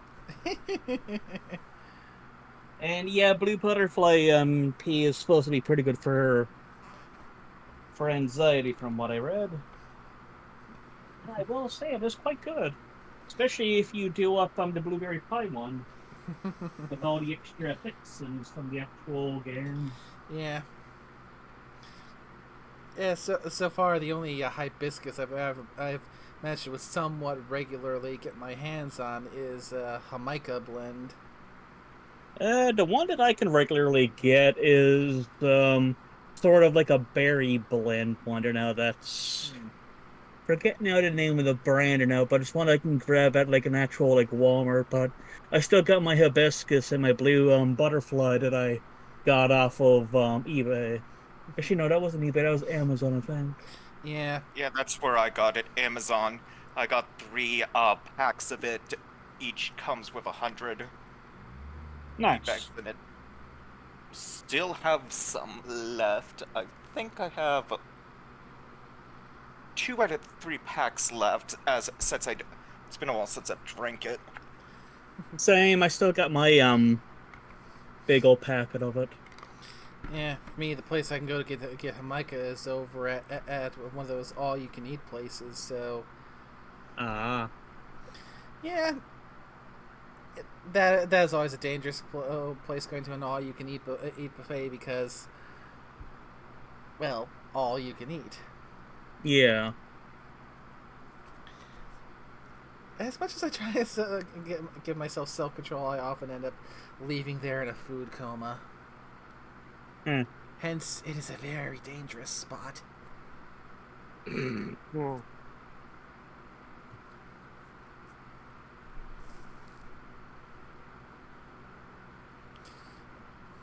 Especially since the last time I went there, they had a really damn good meatloaf. Nice. Or at least, in my opinion, it was a good meatloaf. I love a good meatloaf. And of course, by the time I realized I was going to food coma territory, I just didn't have enough room left to hit up the dessert section, regrettably.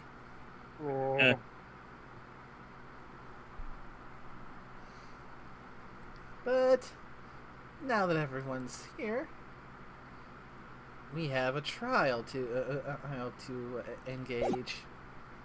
Mm-hmm.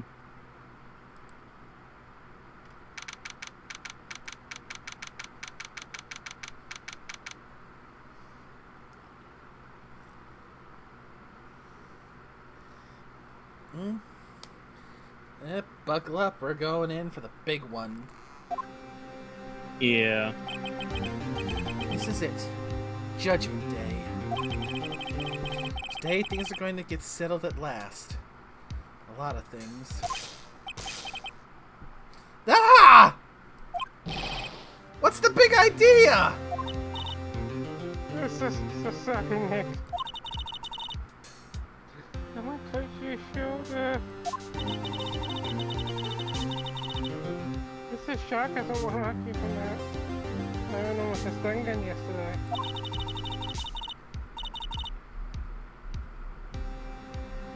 I knew it did. The last day of the trial. Good luck, Nick. Yeah, thanks, Maya. Edgeworth is looking glum as always. I hope Von Karma doesn't push him too hard. Whoa! What are you doing?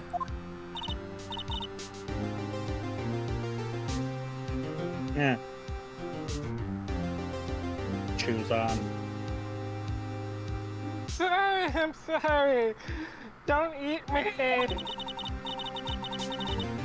Better cheer up with a pen. Maya, maybe you should go outside and discharge? Alright, good idea. Try not to electrocute anyone on your way out. No promises!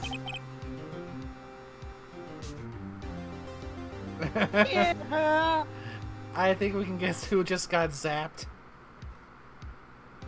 Golly.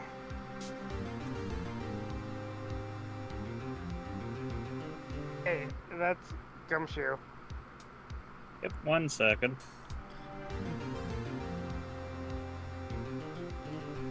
Okay. Wow, pal.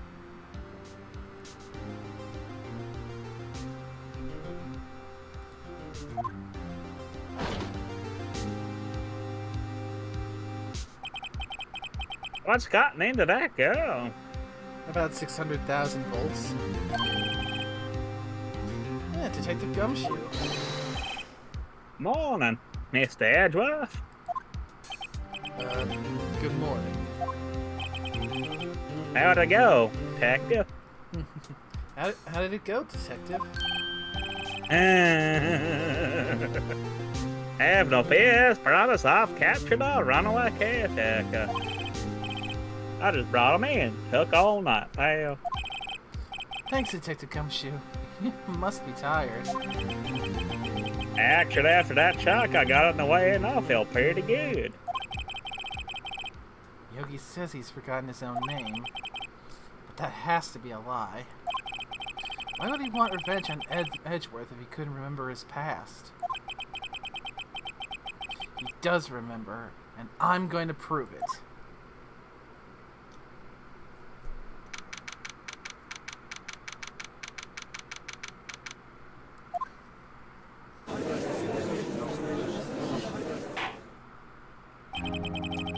Court is now in session for the trial of Miles Edgeworth. The defense is ready, Your Honor. The prosecution is ready, and so is my stun gun.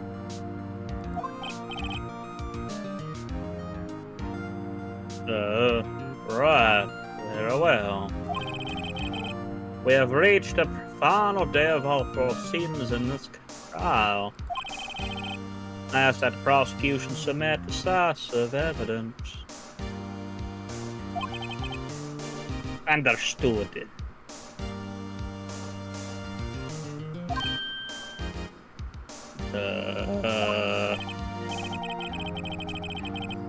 Come on! Don't be awed into silence by every little thing he says. But he's actually responding to me. Very well, Mr. von Karma, your opening statement. Alright. Thanks to the detectives' Gumshoe's effort, the boat rental shop caretaker has been arrested.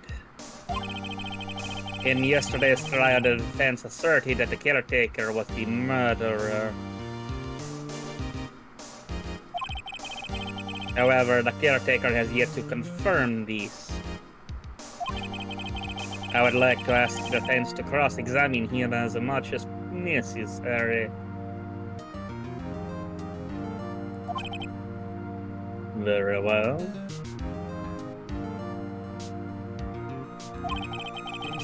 Please bring the witness into the courtroom.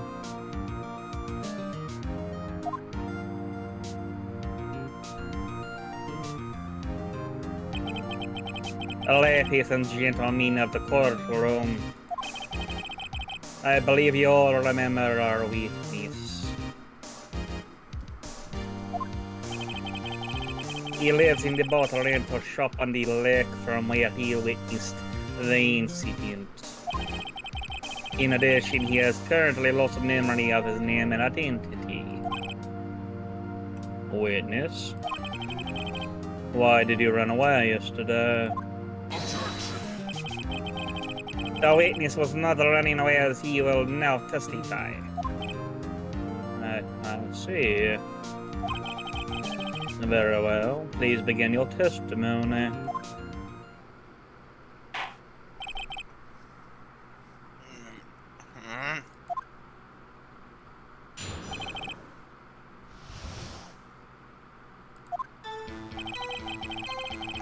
I'm real sorry just leaving yesterday like I did.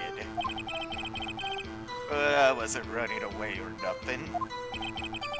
I went to buy some food for policy. I figured I got nothing to do with this incident anyhow.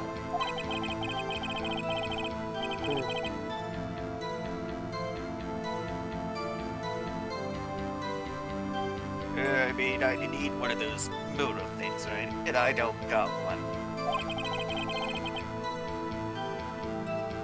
So my testimony yesterday stands as is. Very well.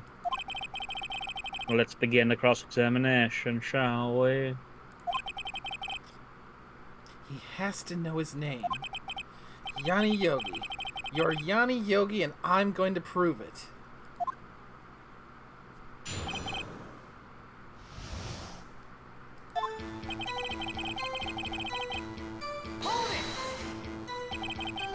I call what you did running away and not just leaving. Ah, dang it. Misclick there. You heard Larry's testimony and realized you were in danger.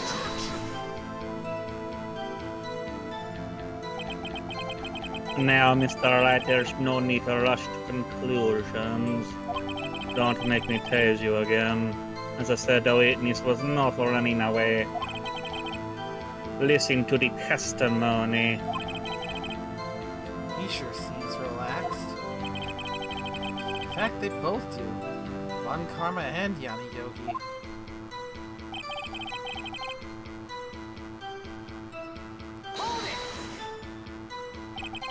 Then why did you leave? He's just about to say why, you incompetent boob. Is it so hard for you to just listen quietly when someone is talking? If I said quietly, Edgeworth would be guilty in 3 minutes.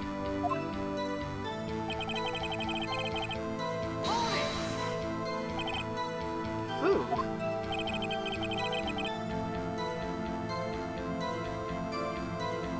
Well, Polly is a gourmand, you see. Wait, how did you just pronounce that? My good sir, I plead the fifth on that one. I believe it's pronounced gourmand. Tomato. Potato, but you good sir need some vocal lessons, I think.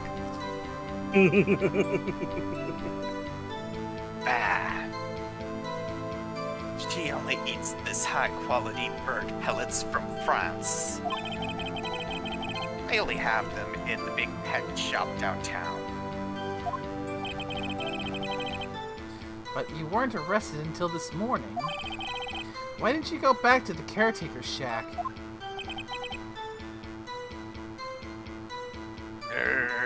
Well... I kind of lost, you see. The witness has trouble remembering things sometimes. When the police apprehended him, he was on his way back to the shack. Yeah, right. Nice try, Von Karma. No one's gonna believe that. I see. So he was lost. Please, Your Honor, come to your senses. I'm sorry, I'm just lost in recollections of some fun that would happen last night.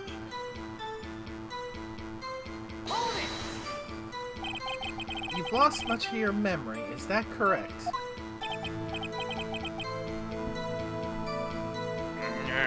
Yep, seems like it. Then how could you know that you didn't have anything to do with this incident?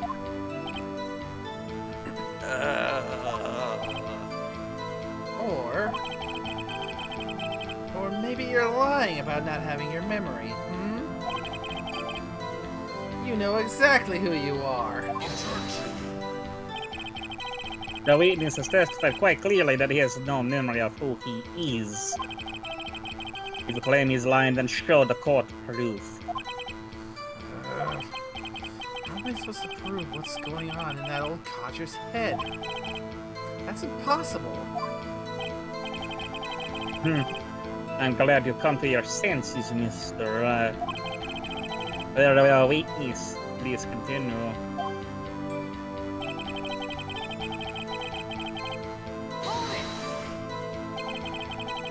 How can you say you had no motive? I say you do. You had a grudge against Edgeworth and the victim, Robert Hammond. That's why you took revenge on them, right? Please don't make me repeat myself, Mr. Wright Cortesio again. This witness has no memory of anything beyond several years ago. He can't hold a grudge. It's impossible, as you and I both know. I have to prove he's lying about his memory. Otherwise, it's going to be the same thing over and over until the trial ends. Might I say something, Mr. Wright? Yes, Your Honor? You've been saying the same thing now over and over. You've been calling the witness's memory of the past or lack thereof into question. But does this really have anything to do with the current case?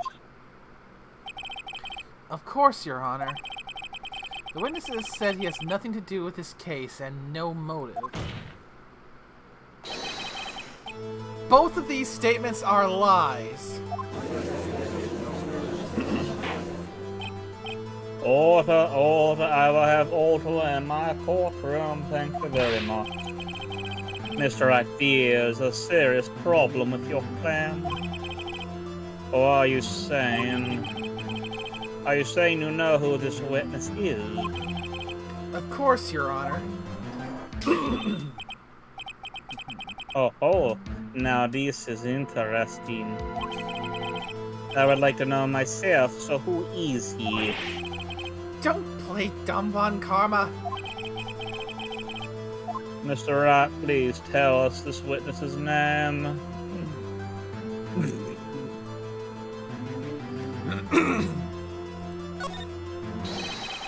His name is Yanni Yogi, a former court bailiff. Huh? Yogi? That name does sound familiar. Huh. Oh. Yanni Yogi from the DL6 incident. He figures the judge would have heard of it. It was such a famous case. But what does this mean? Your Honor, if this man is Mr. Yogi, then he has a clear motive. Tisk, Mr. Wright. Jumping to conclusions again, Mr. Wright. This man, this witness is Yanni Yogi. Fascinating. However, how do you propose to prove this to the court? This is a court of law, as you may recall. You need proof. And of course, this son of a bitch has gone out of his way to try and get rid of any proof that can work against him. Exactly. Allow me to repeat once more that the witness has lost his memory. This is it. I have to do this now. If I can't prove he's Yogi right here, right now, I've got nowhere else to go.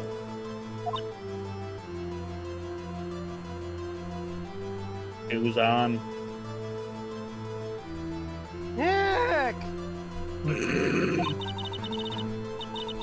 How are you gonna prove it? You can't prove that he's Yanni Yogi. It's okay. It's actually quite simple. Your Honor, please take this man's fingerprints. Then we'll compare them to the fingerprints on file for Yanni Yogi 15 years ago. I see, that makes sense. Tisk. Huh? I am so very, very sorry, Mr. Wright. Why? The witness has no fingerprints. What? What? No fingerprints?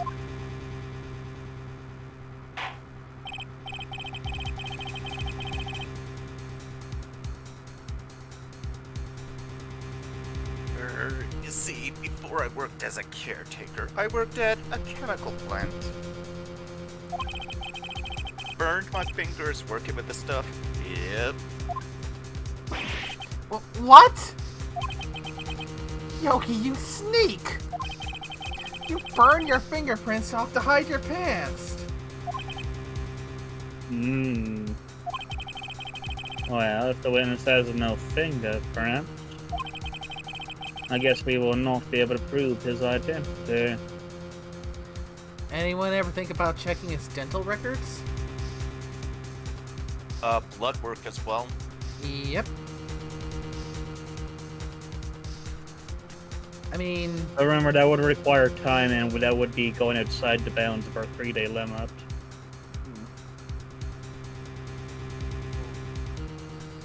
Blood work, but dental records should be relatively fast enough to get checked.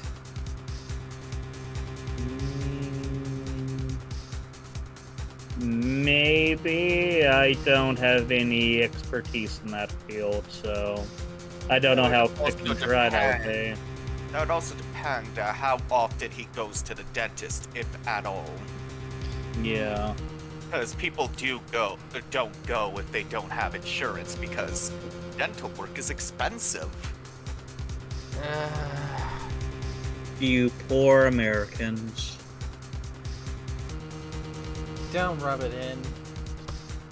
Yes, rub it in. The poor Americans get nickeled and dimed for everything in the healthcare system. I mean, we gotta be a little bit careful with it up here too, and it's not exactly always covered by that. Only reason why I sort of make good use out of it now is because I work with an actual company where I have dental. Dental's one of those weird little exclusions on that, unless you're, say, below a certain age range.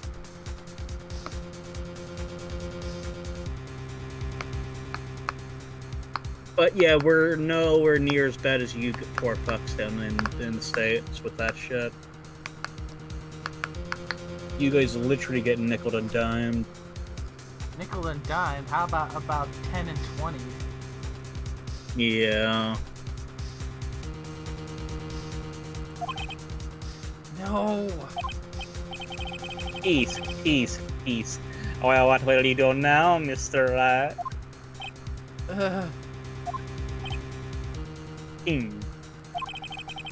It seems that the case has been decided, no? No! I know what happened. I know everything! I just can't prove it. But no, I can't let it end like this. I can't lose. There has to be another way. There is no one who can testify as to who this witness is. No one.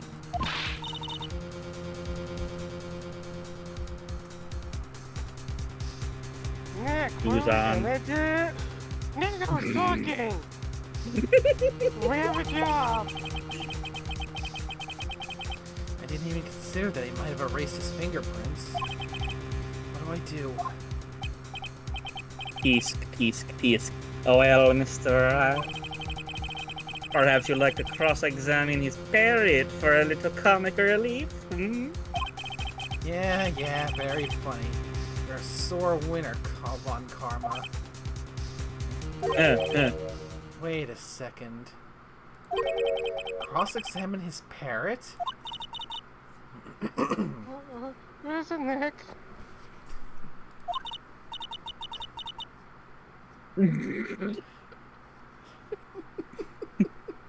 No, you're not going to. Your Honor?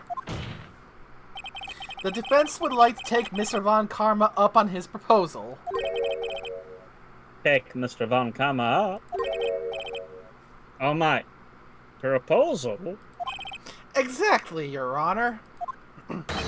I would like to cross-examine the witness's pet parrot.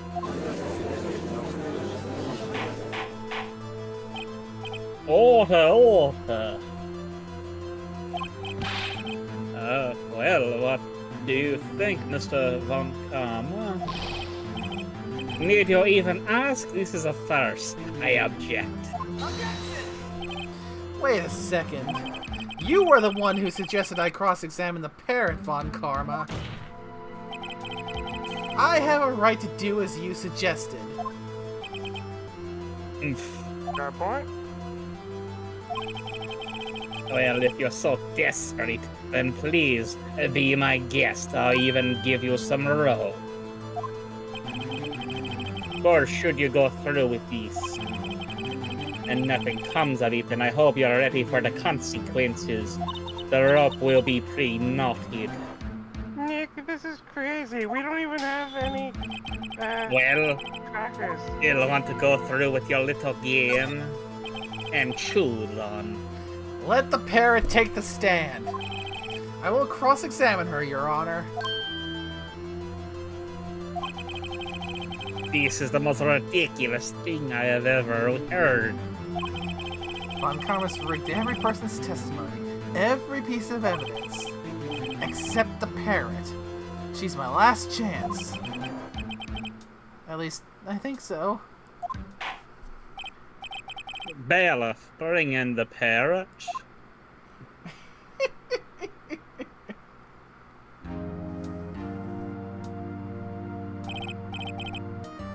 Well, that's quite a bird. Please tell us your name. Name. The witness is ignoring me. It must be hurt to be ignored by a bird. Ahem. Very well, witness. Who is your owner? Please, testify for us.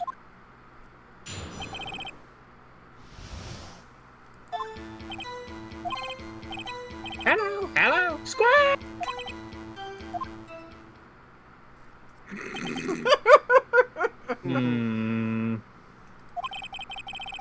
Certainly the most concise testimony we've had so far. Very well, begin your, cross-examination. Right. What are you gonna do, Nick? I don't know. What do we do, Maya?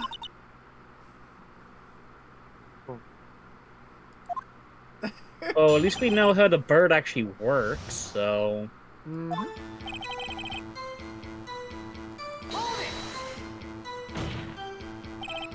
Witness, you can't just say hello and expect us to get anywhere. I want you to testify. Maya, you talk to her. What do I say?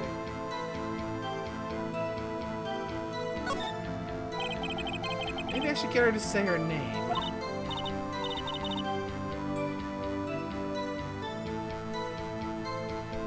Who's on?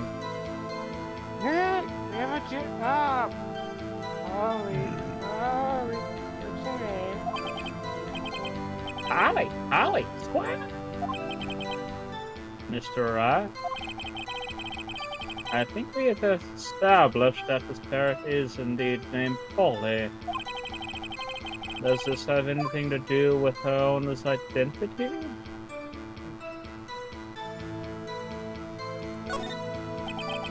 Yes, it does. Ah, fascinating. You claim that the parrot's name will prove her owner's identity. Then show us this proof. Nick, don't you think you're taking this bluffing a little too far? Listen, we're not here to answer the question of who is the caretaker. We're here to prove that he is Yanni Yogi. All we have to do is tie the name Polly to Yogi. Your Honor, proof that reveals the parrot's name. The parrot's name reveals the caretaker's name is. Let's see. Here's my attorney's badge.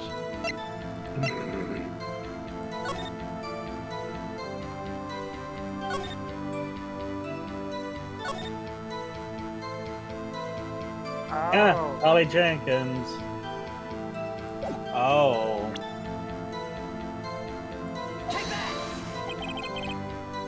The DO6 case file. That's quite a large file you have there. Which page is this proof on, then? 3? Show us, or stop wasting our time. Very well, Mr. Rapp, please show us the page. Well, on this file is the information connected to this parrot's name.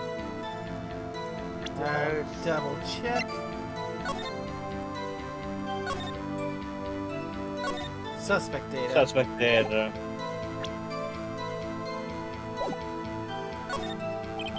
It's on the suspect data page. This page has all the information about Yanni Yogi. Right after he was arrested, his fiancée committed suicide, see? Indeed, it does say that, yes. What was his fiancée's name? Polly Jenkins. Polly. Exactly, Your Honor. He wanted to remember the name of his fiancée who had committed suicide. That's why he named his parrot after her. I see, I guess that is false. Objection. Bah! A mere coincidence, that's all. My granddaughter has a dog she calls Phoenix. Well, Mr. Phoenix, right? Does this make you my granddaughter's fiancé? Let's not get started on his granddaughters. We'll have enough to deal with her in a due time. Oh God! I better say yes. We were. Say yes. We didn't get a chance to tell you yet. I see. She's only 7 years old. Good. Hello, it was a little... Oh, go on. Go ahead. Oh, I was gonna say, actually, we don't see the. I was just looking up. We don't see the niece. The other character's his daughter.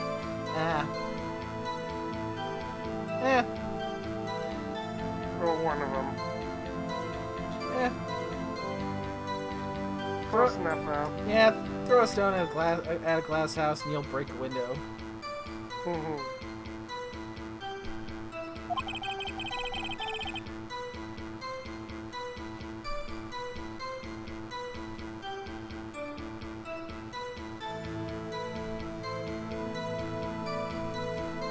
Horse. Nibble. Yes, that. I'm back. Apparently my connection shut to bed for a moment. Ooh, lovely. I was wondering why everyone was being quiet. Did you hear what I said? Nope. Okie dokie. I would need some other corroborating evidence. Where am I gonna find that? Nick, we're getting closer. One more, if we can just get one more piece of evidence. Right, but what? Very well, witness. You may continue. Hello, hello.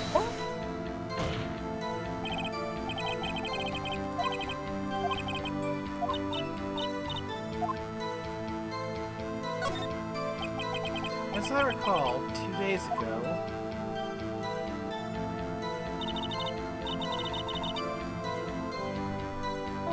Polly, we've forgotten something.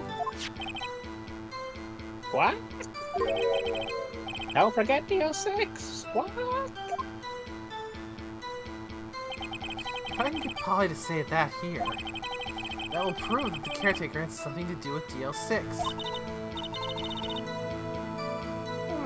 Polly, have we forgotten something? Hello, hello, squad? So what are you supposed to say? Forget, something we forgot. Hello, hello, squad?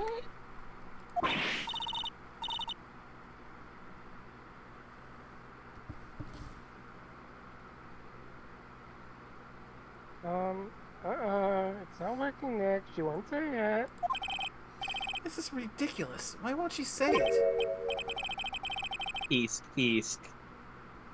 Something the matter, Mr. Wright? Wait. Don't tell me Von Karma expected this. He couldn't have retrained the parrot. Could he?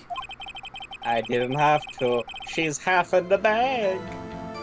Did he train her to not respond if we asked when we asked if he'd forgotten anything? Hello? What?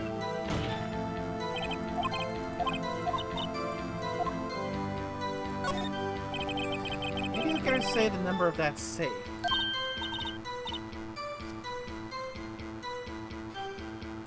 The safe? Why? Let's just try to get her to say anything, okay? Polly, what's the name of the safe in here? 1228. 1228. Oh, my, what a reckless parrot. Well, Mr. Wright, you want to claim me that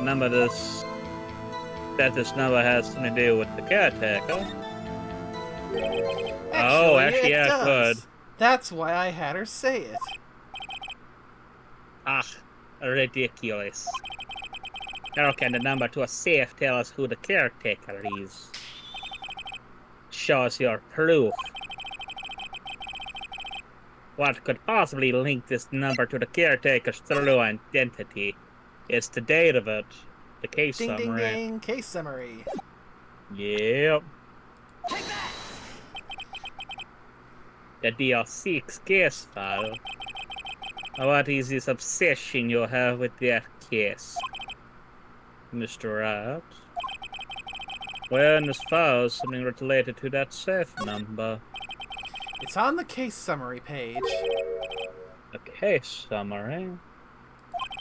Specifically, the date on which the DL6 incident occurred. The date of the incident? December 28th? Why, that's today's date, 15 years ago.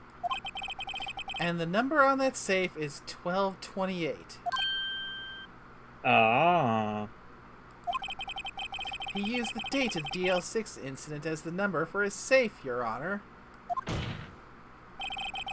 That's how important that date was to him. I see, it certainly is an interesting coincidence. People often do set those secret numbers to dates. Objection. Bah, this is not tangible proof. I set my ATM card's number to 0001 because I'm number one. Hey, Sussman, think you can swipe his ATM card? Squawk, squawk. Already did. Squawk. Hey, good job, Polly. I mean, Here's your cracker. Hello. Squawk! Remember, I only eat French stuff. I really don't know why he would honestly say his ATM card.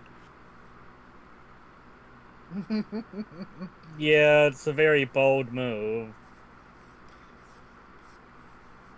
Oh dear God! Now I'm just thinking of this scam. This still involves credit cards, but there was one where it's like, have you ever seen the one? It's like, hey, what's your favorite wacky Dr. Seuss address? First, get your mommy's credit card, then write the number on the front of it, which is your address, then write the number on the back, the 3 numbers on the back as your house number to get your wacky Dr. Seuss house address. Oh no, that is horrible. It's a legit thing that people probably have fallen for. Oh, lordy, no.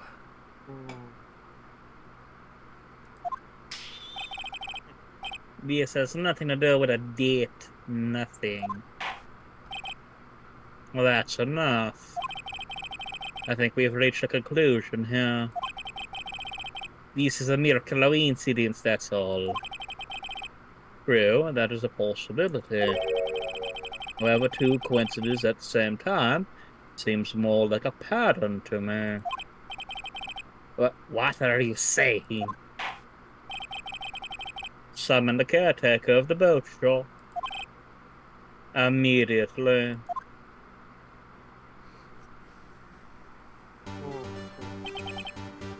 Witness. Tell us your name. Oh, wait. This witness, he doesn't remember. No. Oh. This is a Scorpio. This is Jan. Oh, it's okay.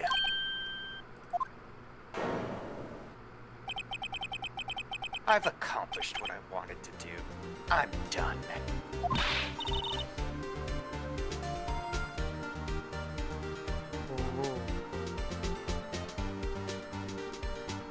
Who's on?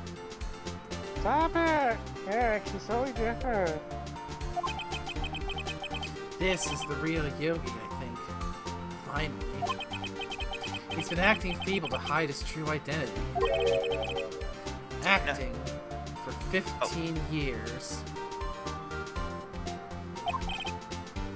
Well, let me ask you again.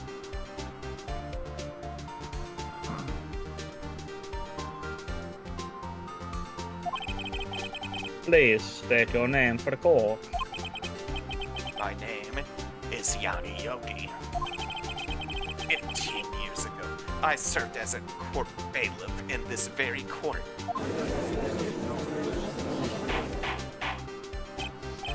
Order. Yanni Yogi. So was it you who killed Robert Hammond and tried to frame Miles Edgeworth for his death? Yes, it was me. I did it. They put me on the witness stand 15 years ago. Robert Hammond. He said I was mentally unsound. He told me it would make me innocent, get me off the hook. So I pretended to have brain damage. I was innocent, really, but he didn't believe me. We won the trial, but I lost everything. I lost my job, my fiancé, my social standing. Then, this year, 15 years later, package arrived. It was a letter and a pistol. The plan was written out in careful detail. It was a plan for me to take my revenge on the people who ruined my life. I didn't care who had sent it. I thought this was my chance after 15 years. This was it. Finally, a chance to have my revenge on Robert Hammond and Miles Edgeworth. I have no regrets. Wait a moment. Revenge against Miles Edgeworth? What do you mean? Liberty to speak on that matter. Why don't you ask Mr. Edgeworth yourself? Anyway, I admit it. I was the one who killed Robert Hammond.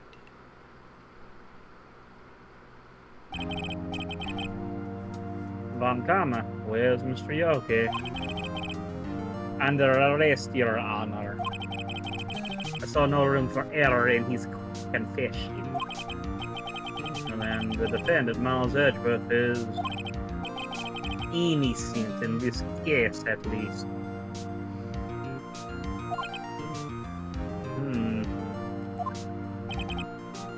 Very well. Will the defendant please take the stand?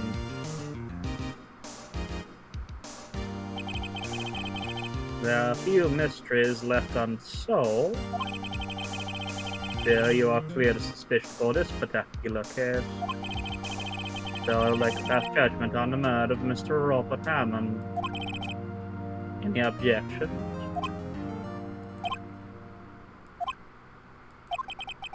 I don't believe it. Why isn't Von Karma saying anything?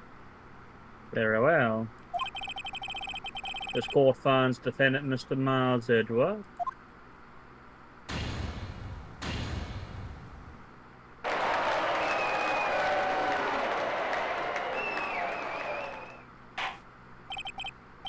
That is all. This court is adjourned.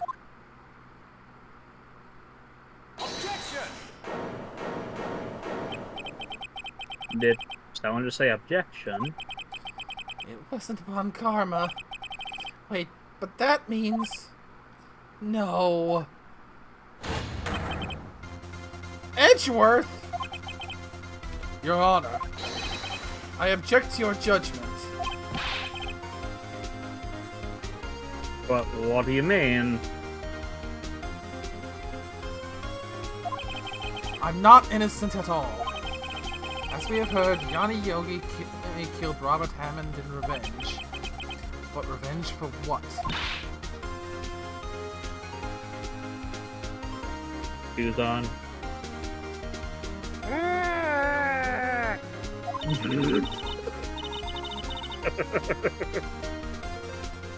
I'm just trying to go fast. He's gonna say he's stupid.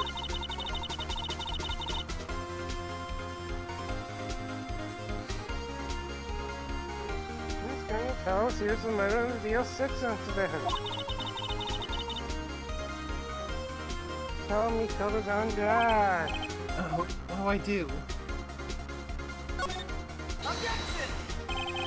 The judgment has already been passed. I object to Edgeworth's outburst.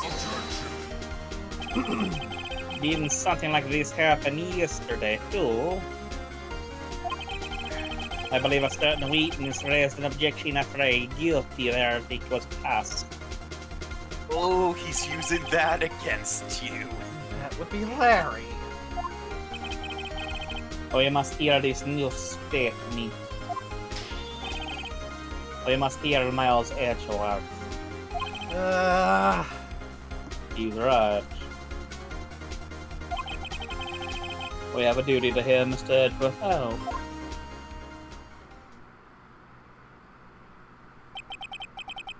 For 15 years, I've had a recurring dream. A nightmare. It's only a nightmare. That's what I told myself. But now I know it wasn't a dream. Yanni Yogi wasn't the killer. You mean in the incident where your father died? From the distance of the shot, it wasn't suicide either. Everything was as clear as day. The murderer. The criminal in the DL6 incident. It was me. Your Honor, I confess my guilt. I am guilty for DL6, the statute of limitations of which ends today. The culprit is me.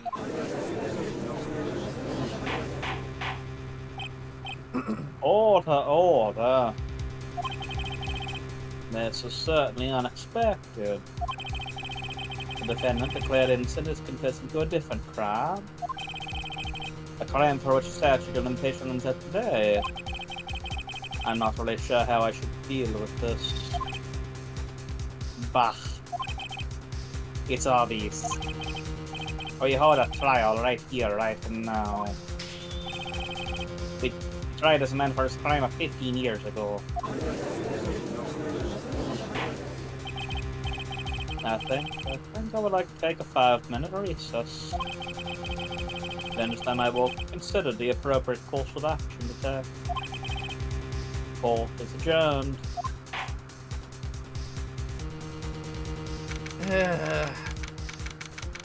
Edgeworth, you're playing right into von Karma's plans. Of course he is. I'm sorry, Wright. I've just wasted all of your effort. Mr. Edgeworth, I just don't believe it, sir. I mean, you kill your daddy? I didn't want to believe it myself, Detective. But it's the truth. I deserve to be punished. Murder is murder, no matter what the circumstances. I believe we've already had this conversation about the difference between murder and manslaughter.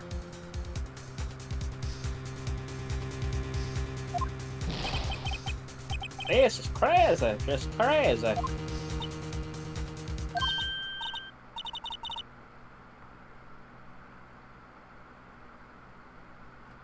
shoes on.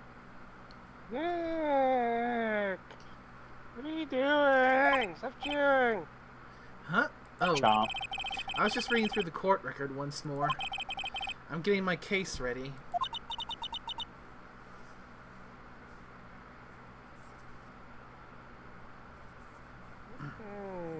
Your case for what? Huh? Isn't it obvious? I'm going to prove that Miles Edgeworth is innocent. Huh? What are you talking about, pal? He just admitted it. He confessed that he did it. In court. I'm sorry, Edgeworth, but I don't believe your nightmare. What? It's just a dream. It's not real. The truth is right here in this court record. In any case, tighten your belts. The real fight is just beginning. I'll prove you're innocent. Trust me. Right.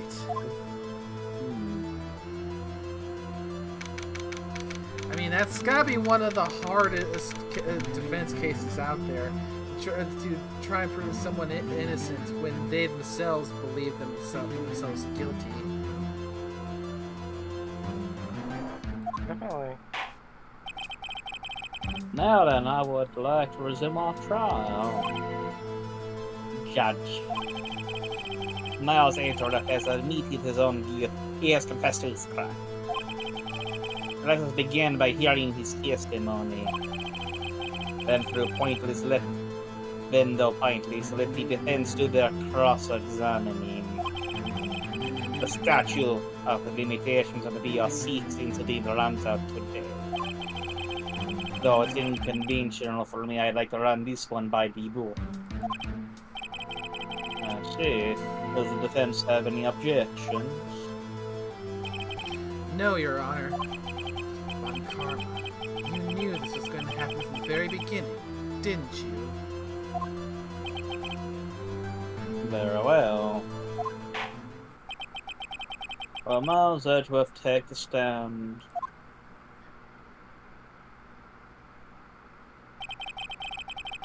We are the witness, so state his name and profession. Miles Edgeworth. I'm a prosecuting attorney. Mr. Edgeworth. 15 years ago, you mistakenly killed your father, Gregory Edgeworth. Is this correct? It is correct. Then testify about this matter to the court of your alleged patricide. When Edgeworth was telling me about his dream yesterday, I noticed something. One detail didn't quite fit. That will be the key, but only if I can get it to work. I think I already see where he's angling for. His reaction to the loud noises from the earthquake. That day, I had gone to the courtroom to observe one of my father's trials. As we left to leave, an earthquake struck, trapping us in the elevator. My father and Mr. Yogi lost their composure and began to argue. Just then, something heavy fell at my feet. I picked it up and threw it at Mr. Yogi. I wanted them to stop fighting. A moment later, there was a single gunshot, then a scream. It was a terrible scream. I remember it to this day. That's all. Wait. He threw it. Yeah, we said that earlier. Yeah, we had this huge. Oh yeah. Where we had the conversation about the throwing the gun. Oh, fair. And I'm going to check my evidence real quick, just to make sure I'm on the right spot.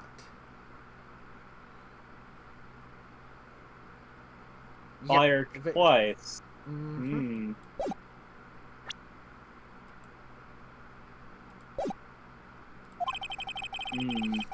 Okay, now you thought this memory was a dream.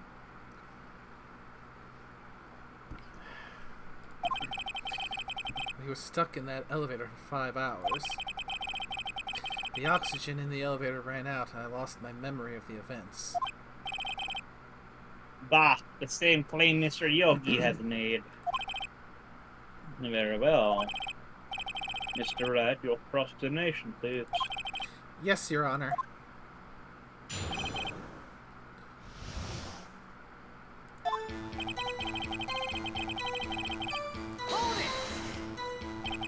What was the trial your father was involved with on that day? I don't remember things very clearly. Only two things. I know my father lost, and Mr. von Karma was the prosecuting attorney.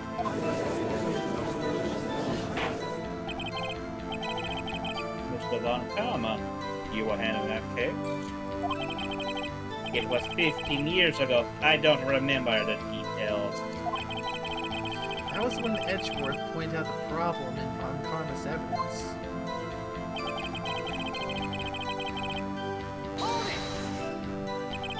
So there were 3 people, including yourself, trapped in that elevator. Yes. Myself, my father, and Yanni Yogi.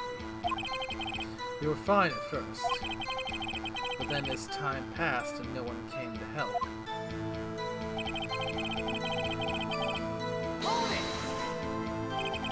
What did you do then? I was a 9-year-old boy at the time. What could I do? I was scared, trembling in the corner. But then...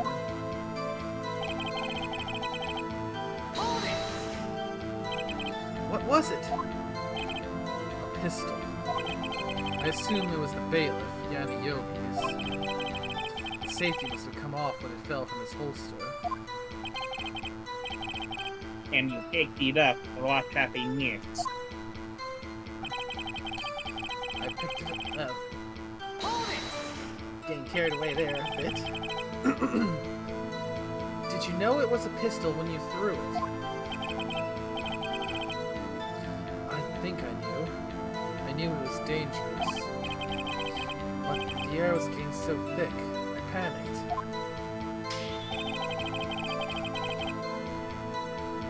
So you're saying that you threw the pistol, Mr. Yogi? I was in a daze.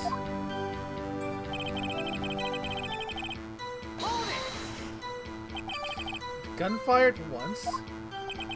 Yes. I think after I threw it, I lost consciousness.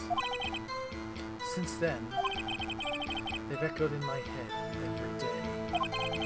That gunshot and that horrible scream. The scream?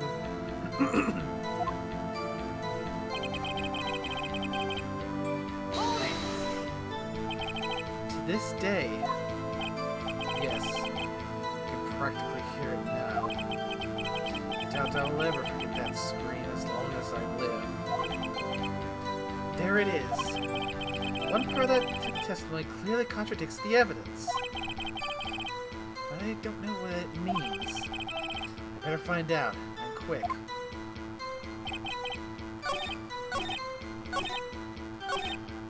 So you picked up what it is. You know what it is. Are you sure you only heard one gunshot? Yes, I'm sure of that. I heard the shot and the scream. Then everything faded. I was unconscious until the rescuers came. I see. No, Your Honor. Unfortunately, you don't. Look at this file one more time. This plainly contradicts the witness's testimony. Objection. You do enjoy dragging out that file, don't you? I don't accept this evidence unless you can tell us what page it's on. Which page contradicts the Miles Edwards testimony? Look at the victim data in this file. It says it quite plainly. The murder weapon was fired twice.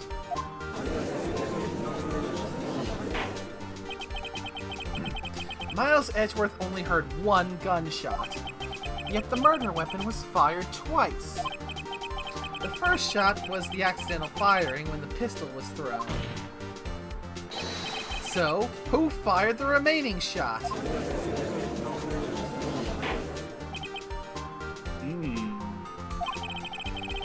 was there perhaps another shooter who fired the second shot? Your Honor, as I am sure you're aware, this incident occurred 15 years ago. The evidence is dated. The pistol did fire twice. However, we do not know when that second shot was fired. It might have been fired the day before the incident. There's no proof that the second shot had anything to do with this incident. What? I see. You do have a point, Mr. Wright. The murder weapon was fired twice, as we have heard. One of those shots was fired by the defendant, a boy at the time. Do you have any proof that the other shot fired had something to do with the case? Okay, try to remember what's the answer here. I believe You. yes.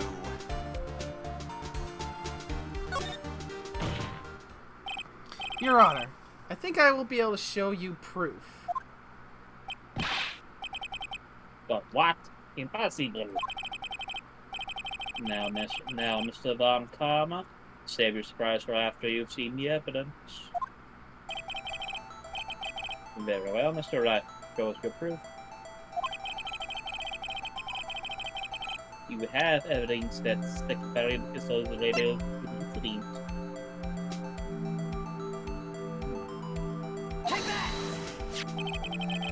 Look at this photograph.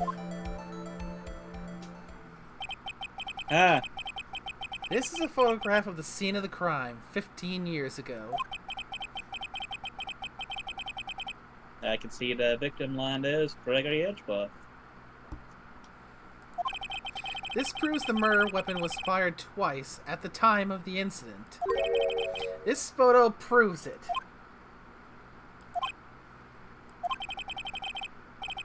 So, let me get this straight. This photo proves 2 shots were fired. Where?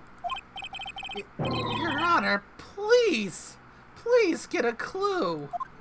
I'm not paid enough to get clues. You guys get paid?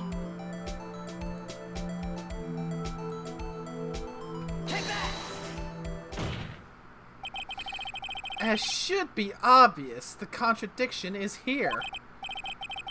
I see a bullet hole in the door.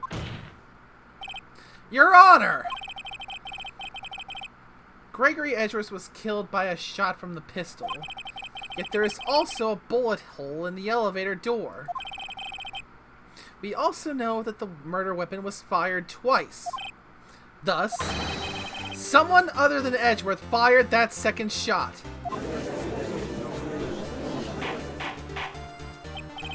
Order, order. Mr. Wright, what are you driving at? It's simple, Your Honor. At the time of the incident, 2 shots were fired. One went into Gregory Edgeworth's heart. The other hit the elevator door. Remember that the defendant lost consciousness after that shot he fired rang out? In conclusion, we must agree that the second shot was fired by someone else. Mr. Wright. But who could that someone else be? The murderer, of course.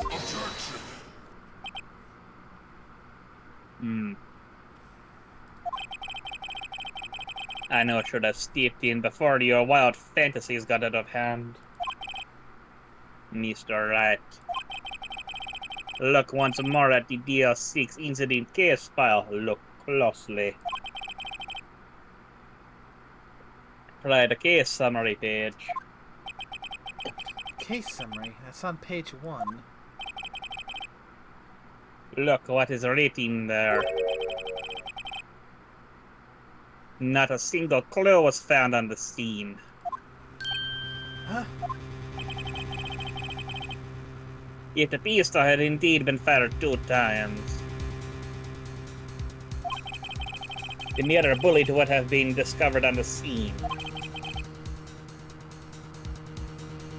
He does have a point. That second bullet has never been found. Why? Because the second bullet does not exist. The bullet that claimed Gregory Edgeworth's life was the one fired by his own son. That is the truth of the matter. The whole truth. It was undoubtedly something else that made that bullet hole in the door.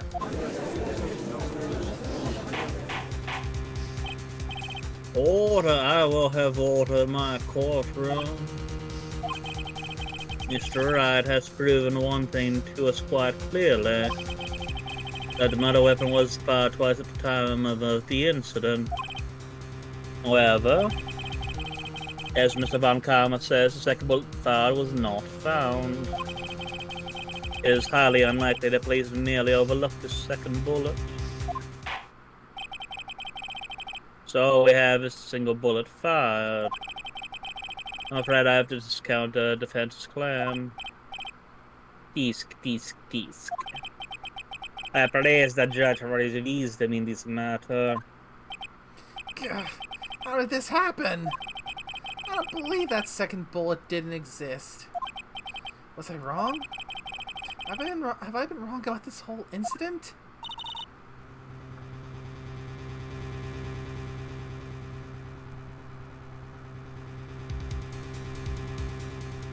What are you doing, Nick?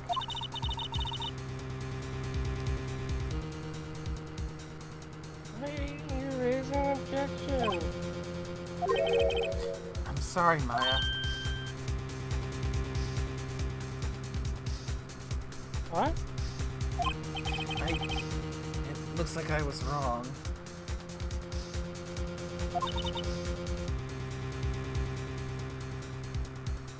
Nick? If the second bullet wasn't there, then all my conjectures are for nothing. I think I know what happened. Oh, God, I guess you're right. But you said, Nick, you said you got Edgeworth declared innocent.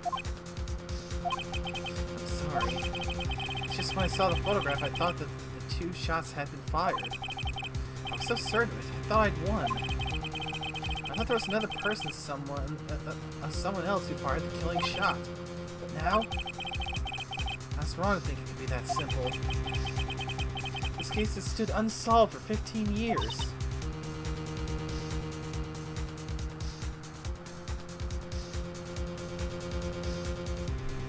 Nick! Well, it seems that we have finally cleared up this incident. Only one bullet was found at the scene of the crime. That shot was fired by Mr. Miles Edgeworth. Precisely. I would like to ask one thing of Miles Edgeworth before passing my verdict. Have you been paying attention to the trial so far? Yes, Your Honor. Do you have any objections? No. No, I do not. So you killed your father, committed an act of patricide, though that was not your intention. Yes, I did. So an involuntary patricide. No. Accepted the guilt. Very well. Statute of limitations on murder of Gregory Edgeworth runs out today. Therefore, I must pronounce a verdict on the defendant today, right here. Right now. Indeed. Does anyone have any objection? Been here before. It's just like my first day in court. There's so many things I know I should be saying, but my mind's gone blank. I can't find the words. Mr. Wright, I believe we do have an objection. Your Honor! Your Honor, I object! Peace. Mr. Wright, on what grounds do you object? I'm gonna check on the round to your bitch. Don't make me tase your asses again. I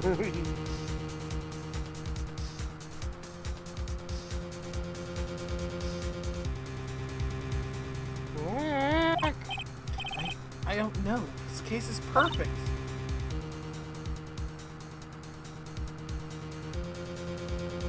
How much you want to bet that second round ended up in Mr. Yoki himself? Ah! More than the average bear.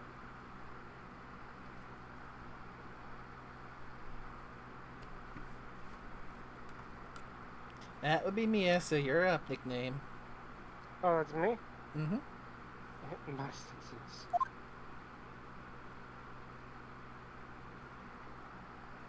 I would have wagered the scream was from Yogi getting the deflection hit on him. Because the bulk of the power in the round would be used up by the glass and then it would deflect into him. What? What did you just say? Nothing. The second bullet must exist? But where? Kentucky? It seems waiting is not going to produce us any answers from Mr. Wright. Wait, Your Honor! Hmm? The second bullet. It existed. What? But we just had proof that it did not exist. I realize that, Your Honor. I'm really grasping here. It's just someone took it from the scene of the crime. That's what happened. But who? The murderer. The murderer? Then tell us just who is this murderer? I'm still thinking about that one.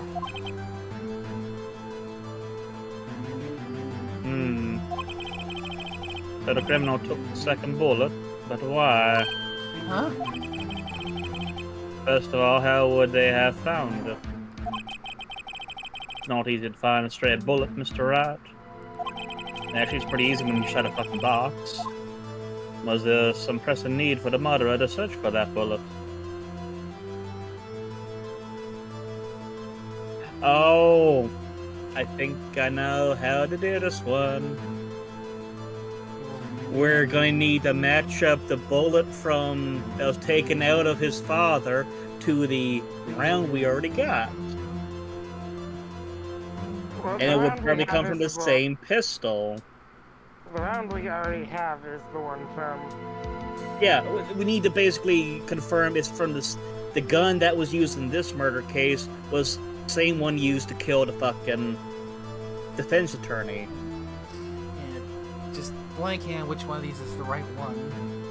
I think the murderer had to find it because it was evidence against them.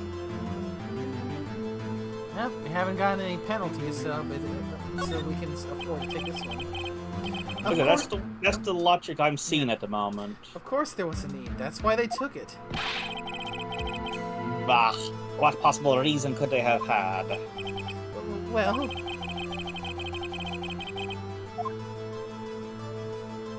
Well, it would be proof. Yeah, the reason they took away the bullet away from them is... maybe they thought that the bullet would be used as proof? Proof? It was a special bullet, so they took it with them. If that was the case, then they shouldn't have taken the bullet from inside McGregor as well. Huh? Why would they only take one of the two shots fired? Oh, right. Okay, it would have been the other. Mr. Wright, I'm gonna have to penalize you. The murderer didn't need. Yeah, okay. I can see the logic in the wording there now. Why would the murderer spent the time to look for that stray bullet? I haven't got a clue. What's wrong? Bah, the murderer had no reason to take that bullet. You don't want to admit it, but it's true.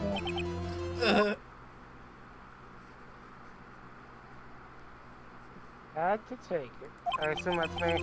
Had to take it. Murder? What does that mean?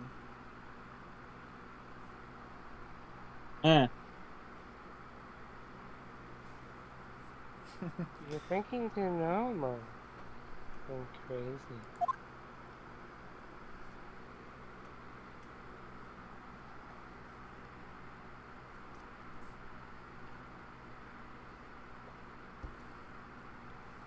I think why the bullet was taken.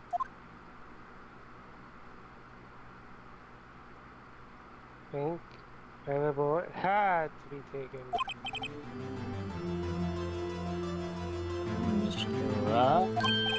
Yes, Your Honor. I have no idea what I'm doing. Oh, how much you want to bet it was stuck? It's stuck in Yogi. Well, the murderer had no intention of taking the bullet from the scene. But, the murderer had to take the bullet. How do you, Mr. Rat? What do you mean? Well, for instance... For instance, what? Maybe the bullet, hit the murderer? The bullet hit the murderer? Just saying, for instance. I mean, if it hit you, you would have to take it with you, wouldn't you? It's not like you could perform surgery right there. You know?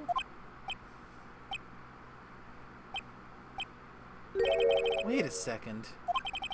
I was just talking off the top of my head, but what if that's what really happened? All in it. Let me get the stretch. So at the time the murderer themselves was shot.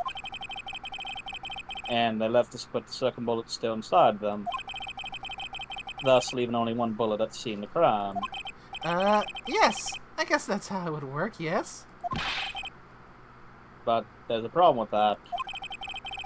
The other two people were rescued from that elevator. Miles Edgeworth and Yanni Yogi were both unharmed. So that would mean... The murderer came from outside, yes.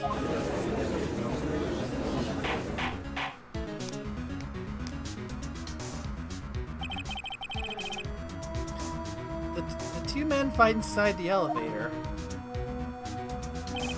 Trying to stop them, the boy picks up the pistol at his feet and throws it. The pistol discharges, and the bullet goes through the elevator door and hits the murderer outside. The boy loses consciousness. Then the murderer opens the elevator door and sees the men inside.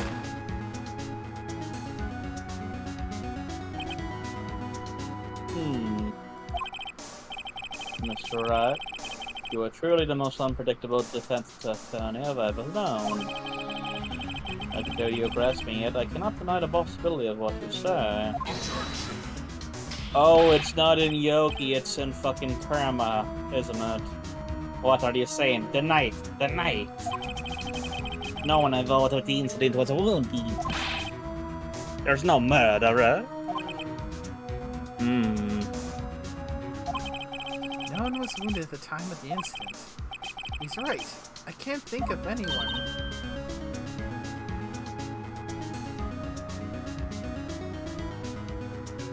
Hey, He was Nick. on. Nick, we're doing a case. Huh?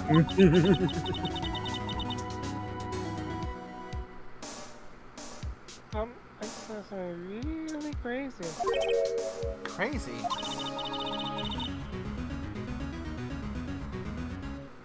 Ah. You know what Mr. Grossenberg said yesterday?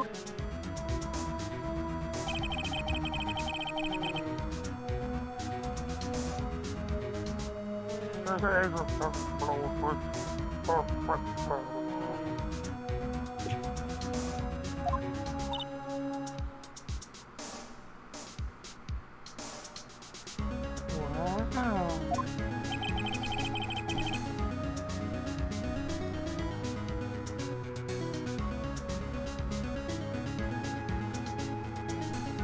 sounds quite shocked for Von Karma.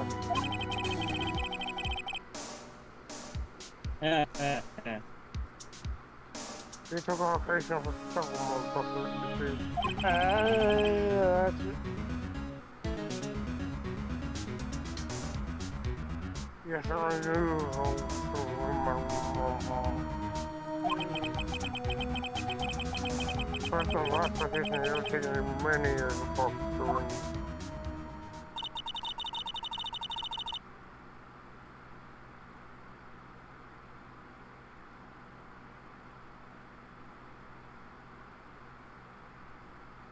Good fun. I got vacation because of Shaw. But took it because he was injured.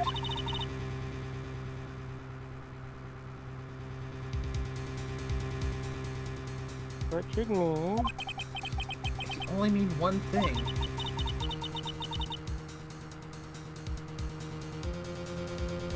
He was the man of the Ossex He was the man who shot Gregory Edgeworth.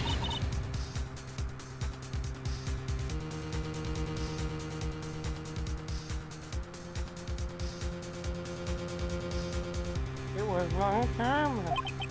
Oh man. Something wrong, Mr. Wright. You've seen Days. No, Your Honor. Well, you're going to indicate the possibility the murderer came from outside. Can you give the name of your suspect? Uh-oh. Should I come out and say it now? Yeah. Your Honor, there is a suspect. One lone suspect. Oh, it's certainly interesting news. Get checked. Very well, Mr. Wright. Who is your suspect? My hands are shaking. The what? Von Karma! Von Karma?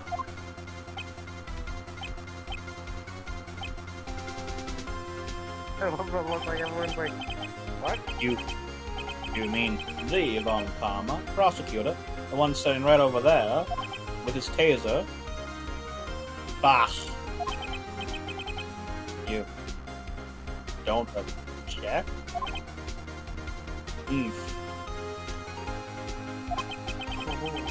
I see no need to honor this ridiculous outburst with my objection. Because you took a vacation for several months starting the day after the incident. Yet you pride yourself on a perfect record. Why would you take such a long vacation without any reason? So you're claiming that I took a vacation to heal my injury from the incident. Fascinating. Ruby.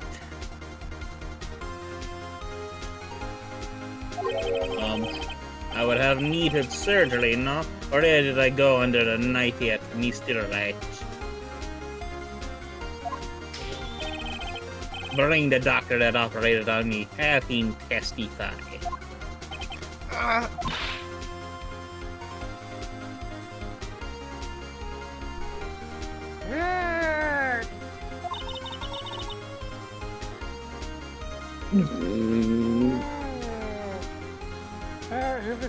His doctor.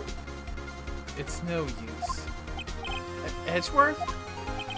I know Von Karma, perhaps too well. He's perfect. He wouldn't leave clues. He probably didn't undergo surgery. I will leave a doctor as a witness. Nobody's that perfect. Well, I know one thing to say to him. Strip. So, That leaves a wound. It might have a scar, yes. I mean, if he didn't get operated on, it's gonna be a fucking nasty looking scar. That's a good point.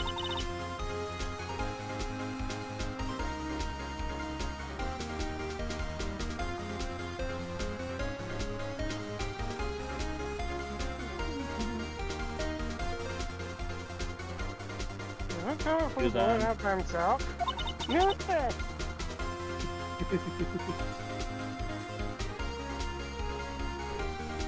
Utterly insane.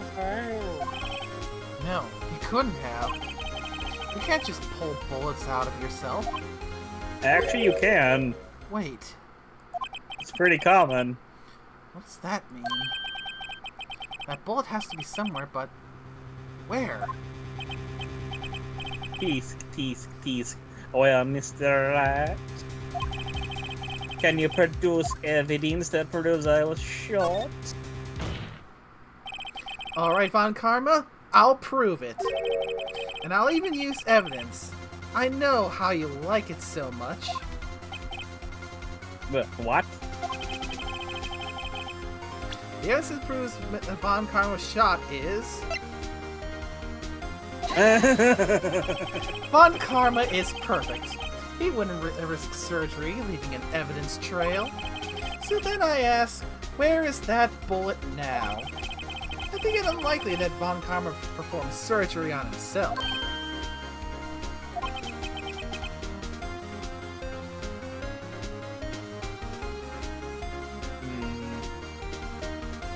You don't mean? I do.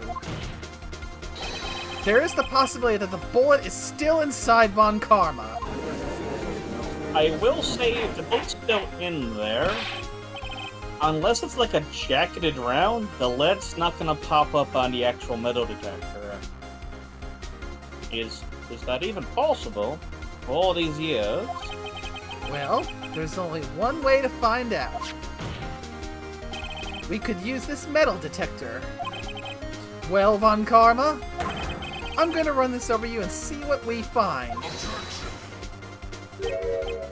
Ha! There's the break we've been waiting for. Oh, well then. I refuse. Refuse? But refusing this means you acknowledge that the bullet is still inside, yeah?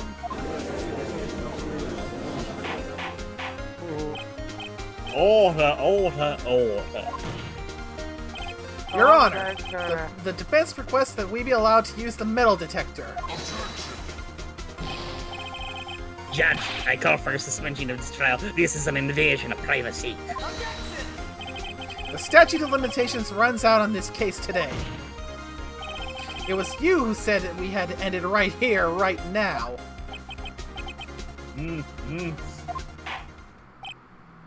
Enough. I permit the use of the metal detector. Mr. Von Karma, you will submit yourself to testing.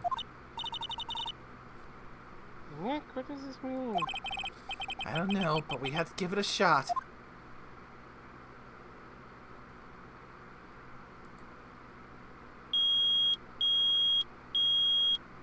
It reacted. Something's inside his right shoulder. The bullet! Mr. Von Karma?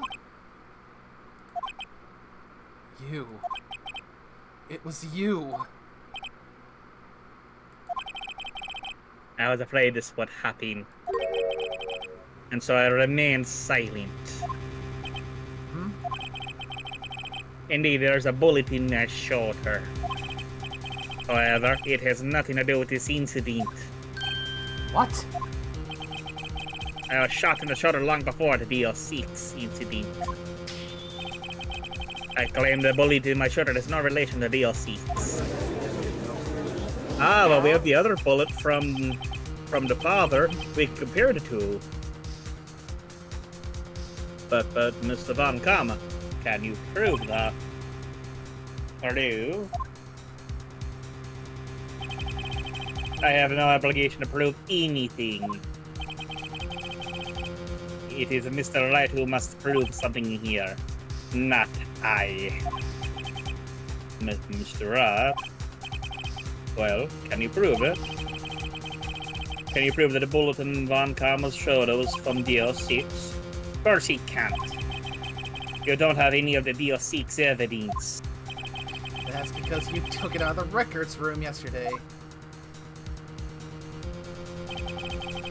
With no proof, you cannot convict me of any crime. So sorry, Mr. Wright.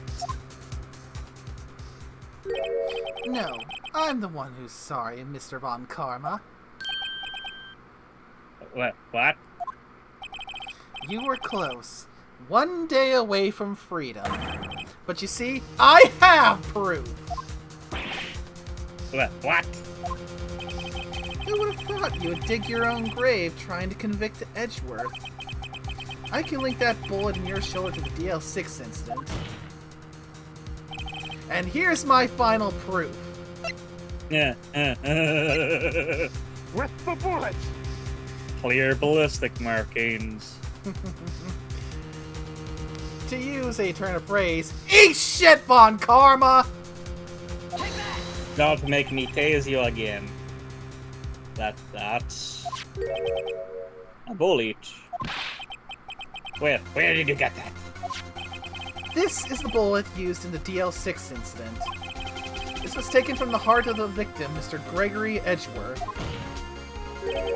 The bullet is preserved quite nicely with all the ballistic markings intact. Ballistic markings. You may recall the term. Came up in the first trial 2 days ago. Ballistic markings are the fingerprints of a weapon. All bullets fired from a gun are marked with that weapon's unique pattern. By examining the markings, you can tell which weapon fired the bullet. Quite accurate. We have 2 bullets in our possession. One, the bullet removed from Gregory Edgeworth's heart. The other, Mr. von Karma, is the bullet buried in your shoulder. We could analyze both bullets. Then, if the markings matched, we would know that both bullets had been fired from the same gun. The very same pistol. In other words, the murder weapon that killed Gregory Edgeworth.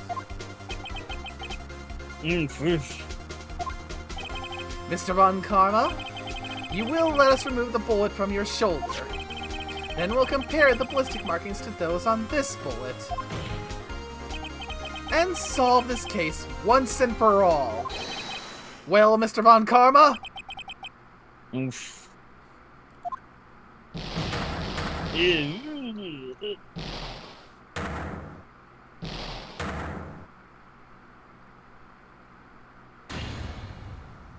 That scream. I've heard that scream before. Wait, I know!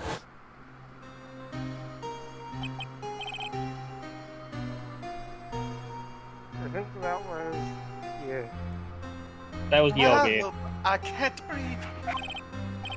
Quiet. I said quiet. We're not making this any easier.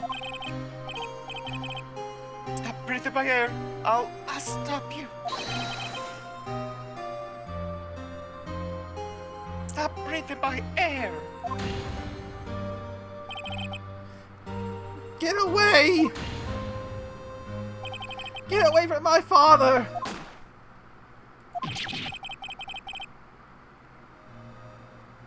No! It's that scream I heard in the elevator. 15 years ago. Von Karma, it was you who screamed! Mr. von Karma.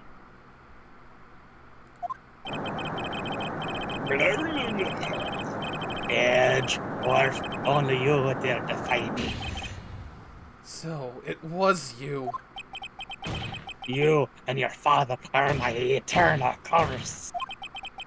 Your father shaved me with a penalty on my record, my spotless record, and you left a scar on my shoulder that would never fade. I'll bury you with my bare hands. Death. 5 brain damage. 15 years.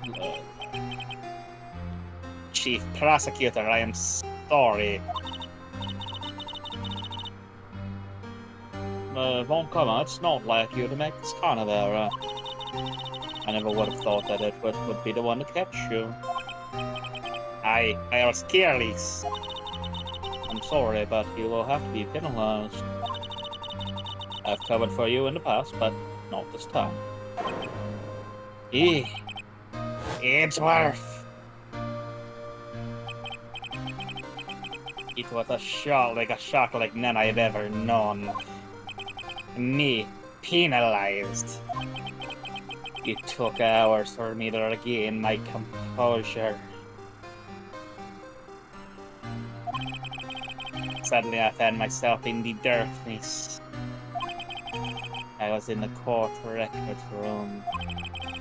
I must have wandered in there without thinking where I was going. The room was pitch black. All the lights must have gone out. I went out into the hall and felt my way to the elevator. I pressed the button and nothing happened. And then there was a noise. I was in pain, a horrible, burning pain in my shoulder. Just then the lights came back on, the elevator door opened before my eyes.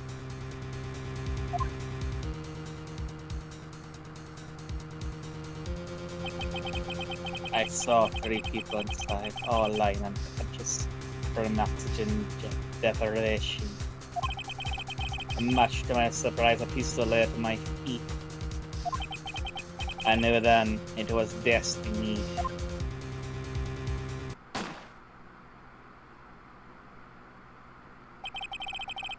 In his last moments, Gregory Edgeworth was still unconscious. He died never knowing who had shot him. Later he spoke through a medium blaming Mr. Yogi. He was a fool. It was the perfect crime.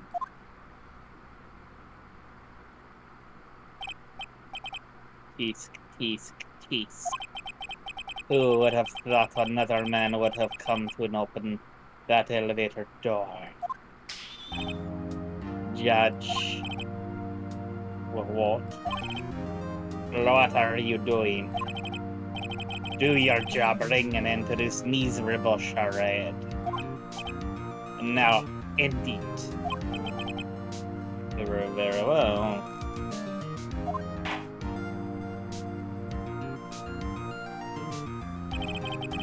It appears that we have come a very long way to the end of this maze.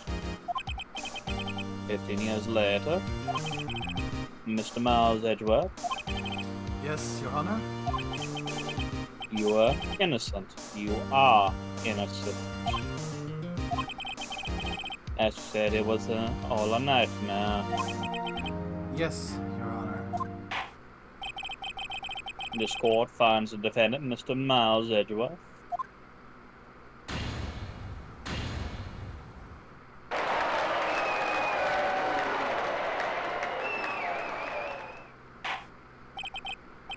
That is all. This court is adjourned.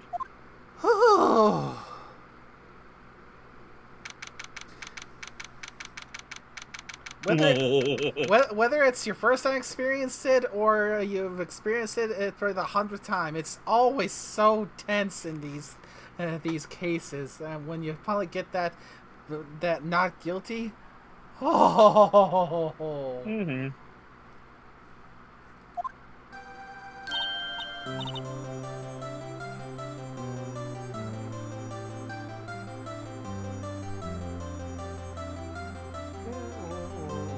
Big Nick! Big Nick! Big Nick! Big Nick!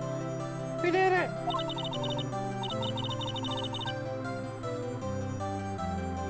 This is face like a monkey and tail of an usual.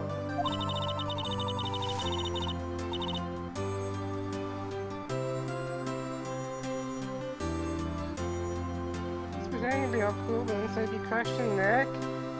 Yeah, it was fucking awesome. Yeah.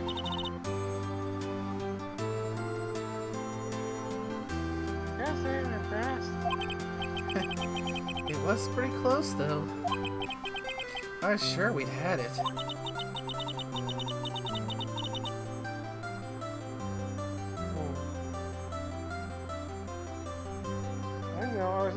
cheers. Well, so.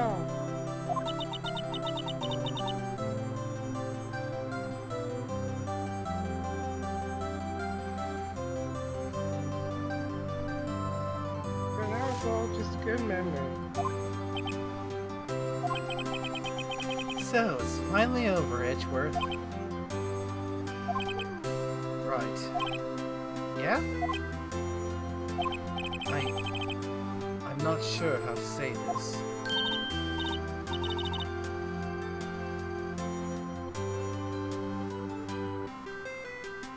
I know. Try thank you. I see. Thank you, Wright. You're welcome.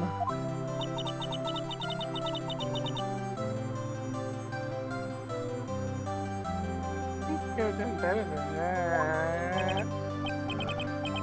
Sorry. I'm not good at this sort of thing.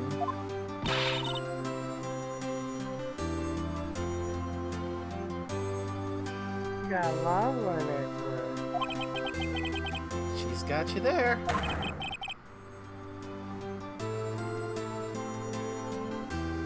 Whoop. Amazing, pal. You pulled through just like I thought you would. I'll never forget this. I owe you one, pal. And tonight, that's party. Dinner's on me. Yeah, my salary went down a bit this month. Aww. But who cares? I'll go into debt. Instead with you, take a lesson from Detective Gumshoes. Take loans and go gambling. Let's go gambling. So you say thank you. I see. Woo! I feel foolish.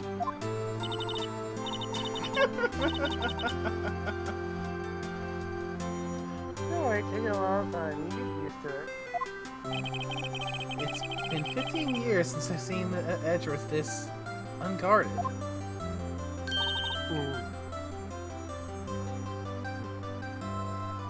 Shoes on. Oh, how do I do that? Hi, y'all. That's right. Lotta.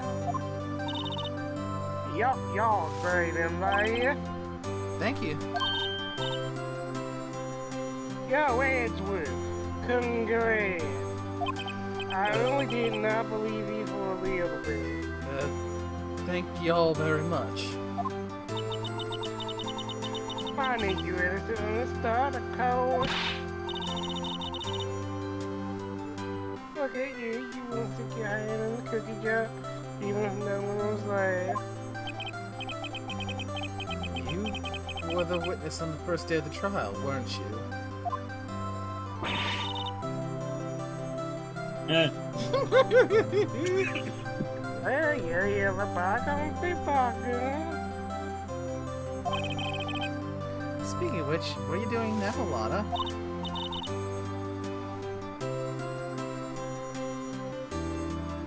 Me, I went back to college.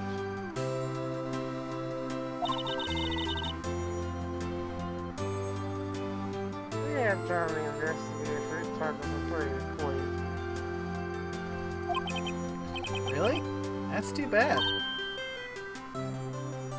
Huh? Yeah, hot dog guy from the park. Huh? Life is over. Here we go again. Why the sad face, Larry? What happened now? Oh, Nick, I'm not long for this world. Throw the hammer at me. Slip. You don't look sick. It's Beyonce. She's going to live in Paris. Paris, Nick. She's going to Paris. She's leaving me behind. Should have seen that coming. Yo, Edgy. There you are. Yes. Here I am. Congrats, Itchy. Here, a little gift for me in celebration. Celebration? That's unusual for you.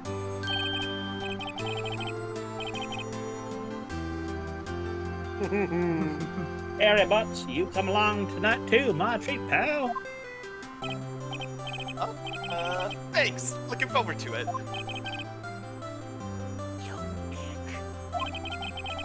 That's the suit that questioned me. When he says treat, that's not police talk from prison, right? Right? I'm just gonna tase her ass. You You are a convicted criminal after all, right? That depends on the setting, my good sir. I mean, no, we are not crossing the line. Do not talk about what happens at Redhurst. Hey, you want to see my new tool? It's called a cattle prod.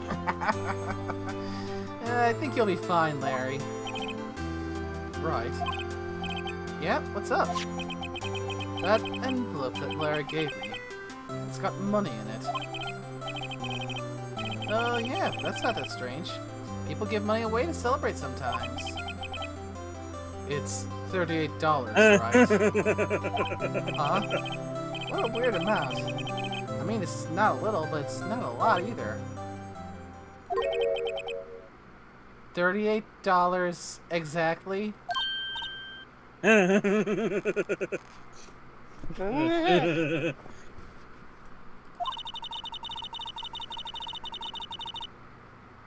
that exactly how one time I was stolen from Miss Edgeworth in school?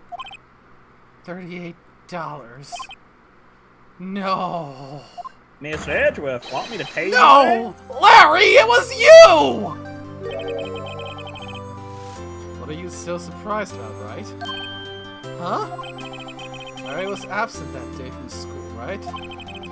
That doesn't automatically rule him out as a suspect. What? Think back to that day 15 years ago. Larry took the day off, but he was bored, so he came into school anyway. Then he saw the little money lying there, and the rest is history. I was never good at history. Oopsie. Edgeworth, you didn't know, did you? I suspected. I just couldn't picture Larry protecting you like he did that day. Everyone else was saying you did it. The whole class was against you, remember? Yeah, too well. Right. You may not know this, but we used to have a saying back in school. When something smells, it's usually the butts. I know! Really, right? I'm surprised you didn't figure it out. Oh, this sure is an unexpected turn of events, huh? Good buddy, old chum? Edgeworth? You should have told me! No, Nick, it was 15 years ago.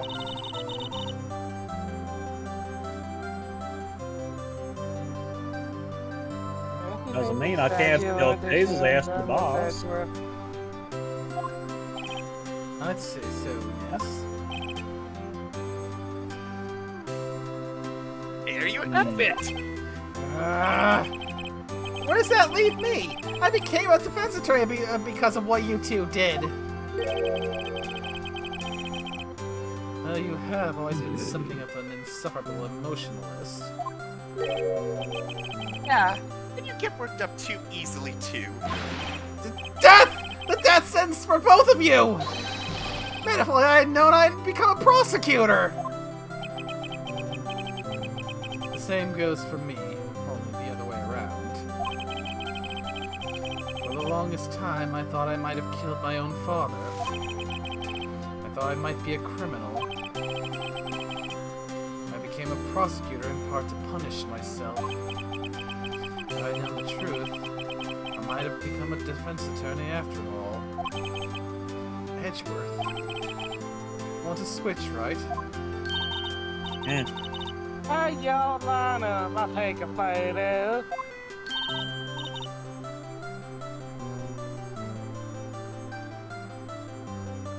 Hey, photo time, let's go. And after that, dinner on me.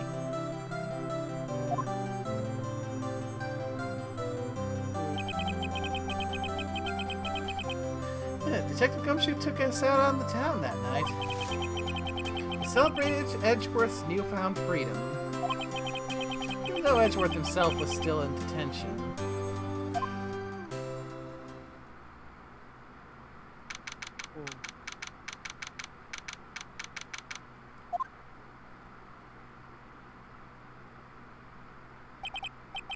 Oh, I went a little overboard yesterday.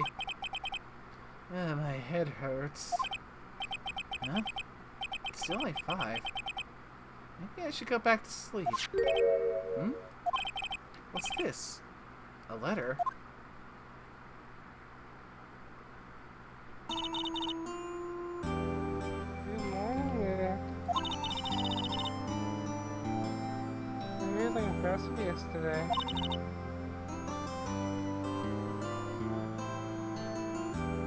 Seeing you. You made me think about what I'm doing here.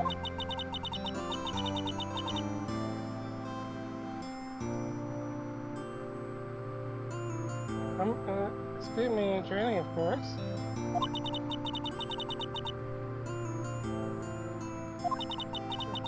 Okay, so I wanted to help you. I couldn't, I was useless.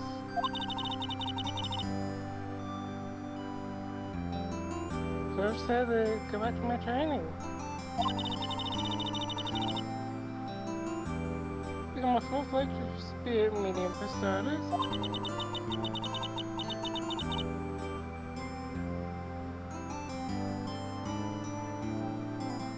I couldn't say it to your face, so I left this letter.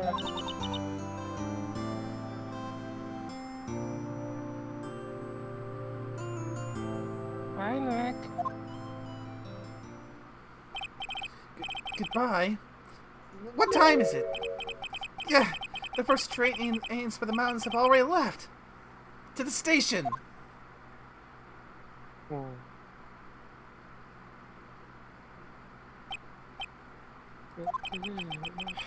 I guess I'm too late.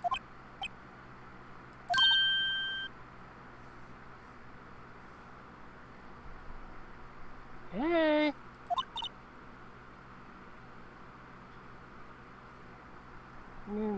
Nick? Maya!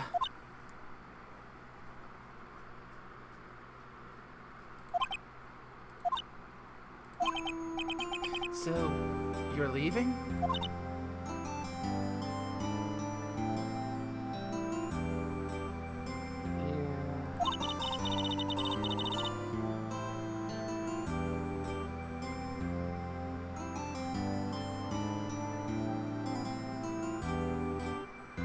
I'd bring a spirit me and we can't talk to spirits.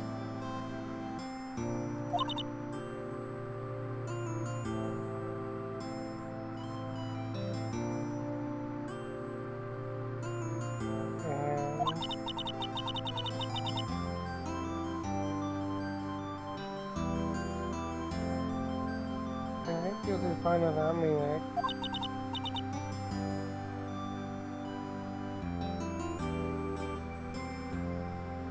Be good, okay?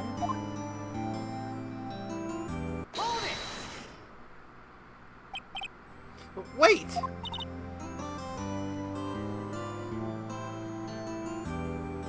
What? I never could have saved Edgeworth without your help. Huh? On the last day of the trial, I heard her. I heard Mia's voice.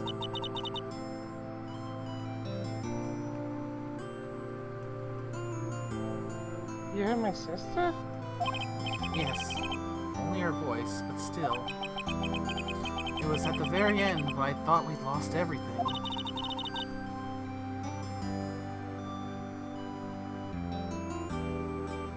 look at my sister here, Miss.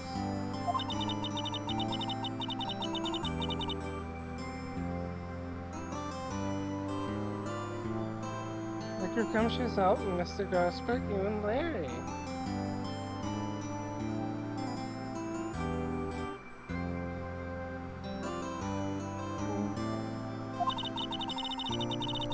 Anyone who can help, I was useless, man. But you're the one who stopped Von Karma, Maya.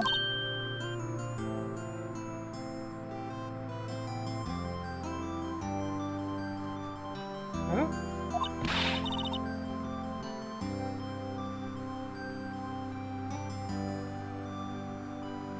You didn't do anything!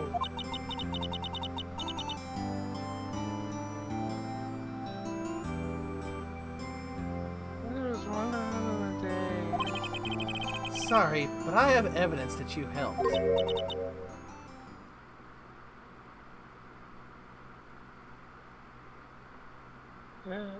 Evidence?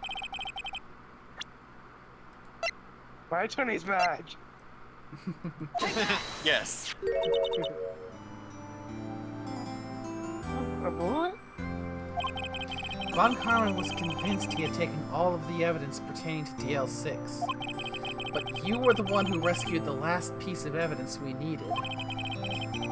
This was the bullet that put an end to Von Karma, and you were the one who gave it to me.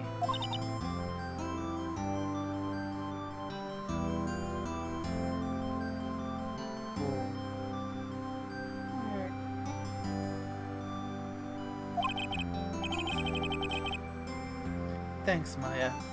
I couldn't have done it without you.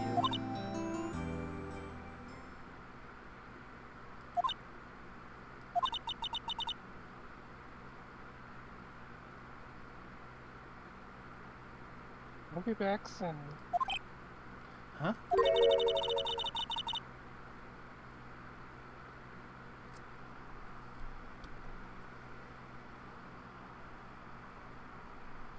I'm going to put my training to back, thank you. Okay. I'll be waiting.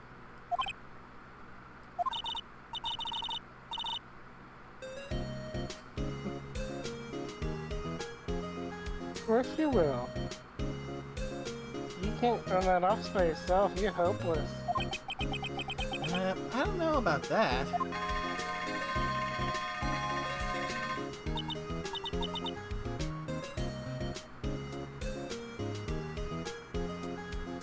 So bad it is.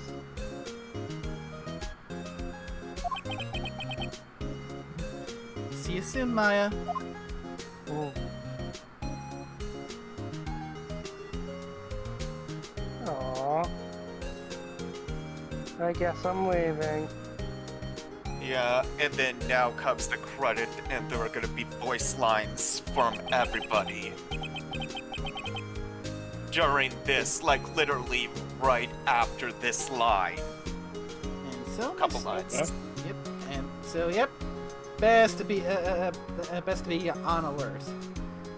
I mean, I could help but tell the order, so there is some idea. The Do we order, at least see the person speaking? yeah. Okay. But yeah, it's gonna be like Edgeworth, Judge Phoenix, Gumshoe, Edgeworth, Gumshoe, Butts, Payne, Bellboy, Grossberg, Old Bag, Will, Penny, Cody, and Delana. They'll appear, say a line, they'll show some credits as a pause, and then they're gonna appear again. It's gonna be all, like, continuous. I think I'm the only one that's gonna suffer, because I have the fastest in the bunch. And this is basically, it says the line, and then you have maybe 2 to 3 seconds reading, and then it's gone. Okay. Everyone on your marks. Get set. And go. And so my story ends. Time to turn a new page. Say goodbye to the novice defense attorney that I once was. Now, a new story begins. The same old crazy cast of characters. Now a new story begins. The time I fought a bunch Ha! of people. Don't think you graduated yet, amateur. Mr. Wright, perhaps you'd like to rethink that plan. Yes, Your Honor. I got a bad feeling about this.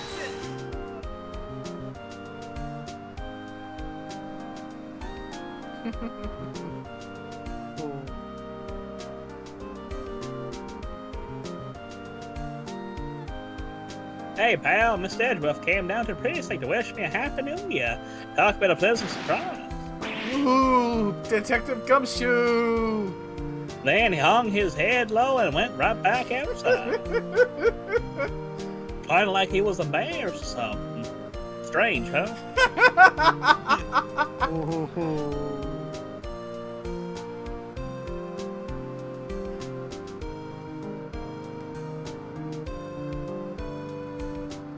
Well, Nick, haven't seen him lately. Who, me? I've been working at the cheese shop. That Missy's a nice lady, but she's not exactly that what you call a cheap date, huh? Oh, she's in Hawaii right now. Yeah. Gosh dang it, Larry.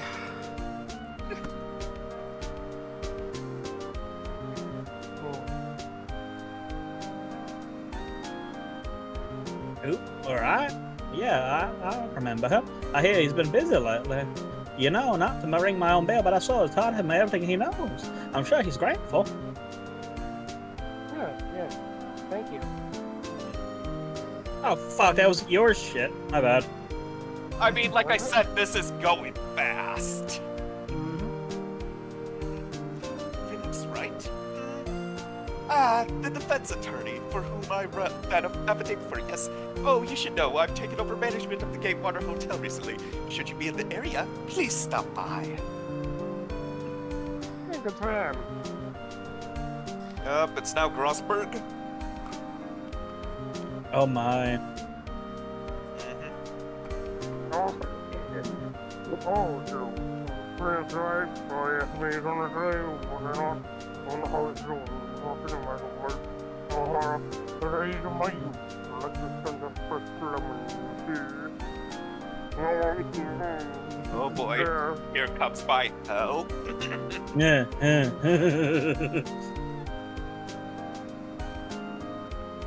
Phoenix Wright, is he the actor? Well, I'm not buying it. You can't be a star with a name like Phoenix. Did you finally know they're putting some Hammer's movies on DVD in one of the box set things that you can buy nowadays? One TV is why you use 3 little words for just about everything these days. How am I supposed to keep up with all the strange? Anyhow, next is Will Powers.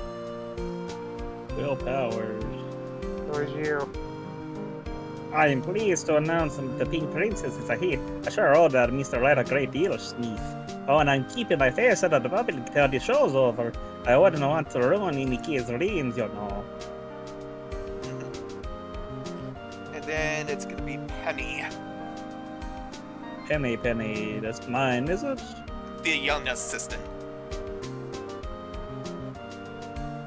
Oh, I got a letter from the man out there. It sounds like she caught that cold, standing in her waterfall. I wanted to visit, but didn't have time, so I sent her Princess trading cards. She can't buy them where she is. What kind of place is she living at anyway?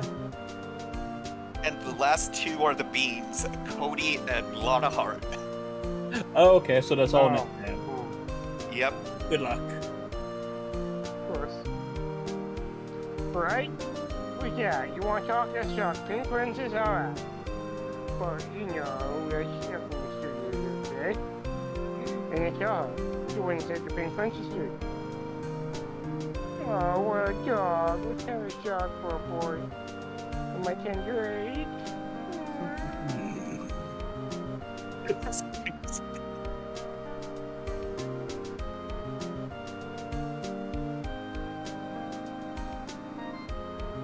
Yeah, I'm Manfred, become a paranormal photographer. You know the picture I took of everyone? Oh, just behind them, there's the ghost. Or it is. That's talent. I want to be famous. And then now is the final image that she is speaking of. And it's glorious. Oh. Hey, look! There I am, and there I am dead. Yeah. The ghost that was in the picture. I am both alive and dead in that picture.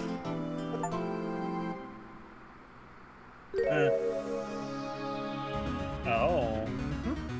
Yeah, because the original remember when Phoenix Wright was originally released as a GBA game, if I remember correctly, it only went up to this case we just finished. When it was ported to the DS, this new case here was added in. So you could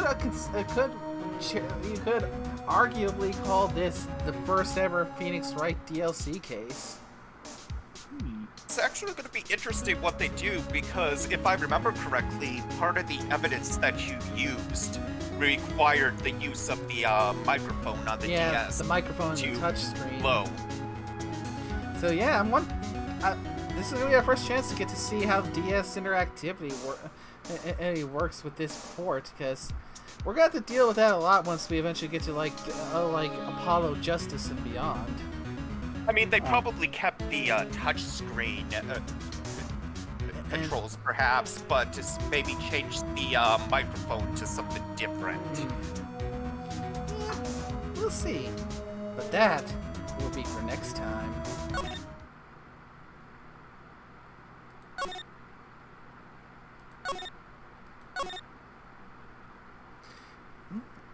When we return, we will be starting up on the DLC case for Phoenix Wright Ace Attorney, Rise from the Ashes. DL6?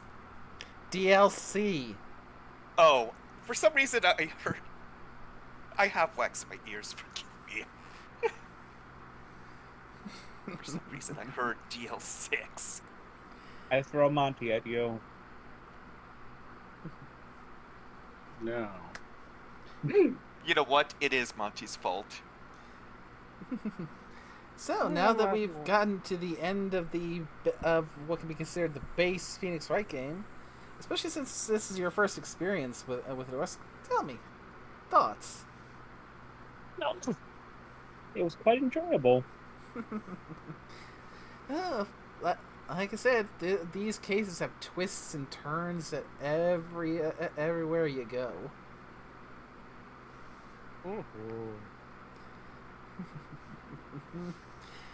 Certainly quite. Why am I getting pinged?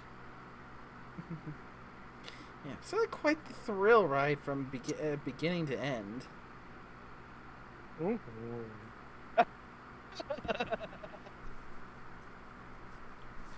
Oh dear, you guys are getting up to shenanigans again, aren't you? Yeah. Oh yeah. Oh, it's just a image that nickname shared in Illusion Gallery in our server. I like somebody's pointed out, like, barn cats are sort of a mix. They're like the rednecks of the cats. And people watching this are going to have no context to that. Oh, but that's the fun of it. I mean, if they were to have context earlier, I mean, we were talking about Tanukis, but then, yeah. They don't need to know what we were talking about with that. Well, I mean, it's enough that you said the term Tanuki. True, but the conversation could have gone this or that. Oh, I see a fox loaf.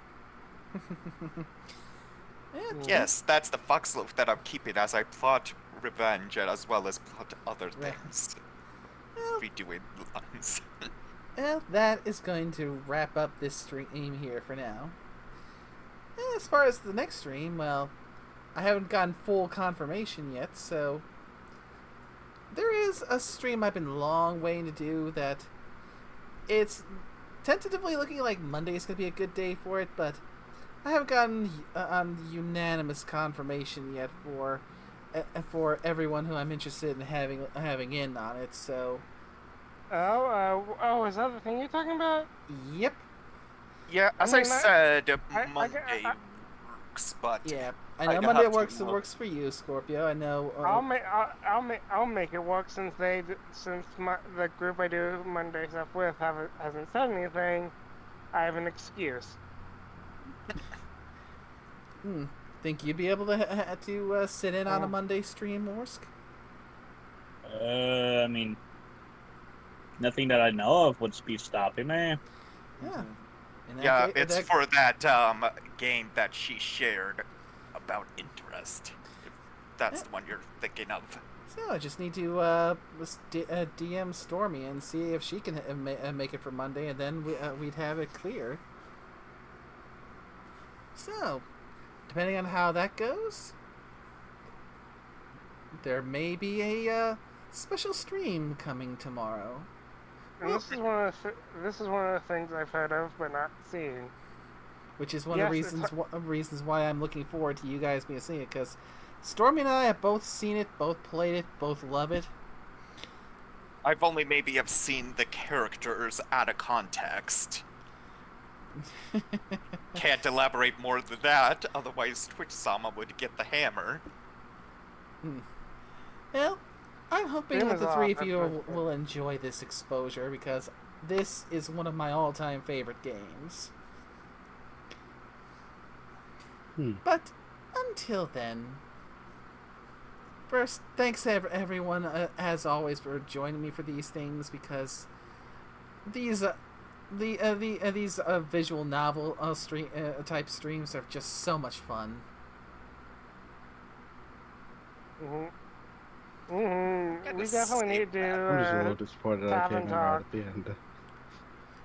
A latecomer. Yeah. Like I said, we definitely need to do tavern talk. Yeah, maybe we can work it in once we get to the end of the first Phoenix Wright game. In other words, once we finish the next case. Get a little variety going. That's true, because I mean, we have the original trilogy, we have the Apollo trilogy. And probably figuring if they do the Professor Layton crossovers, if those are going to make it. Yep. And don't forget, we also have the Miles Edgeworth Investigations spin-offs as well. Indeed. So, after we finish this one, we still got number 2, number 3. We got the Apollo Justice trilogy, the Miles Edgeworth ones. So, excluding the Professor Layton ones, we still have another 7 games in this franchise to go through. And each game, I remember going through, was like, if you were to do it on a normal playthrough, is roughly 30 hours, give or take, of content. Yeah, because about 4 to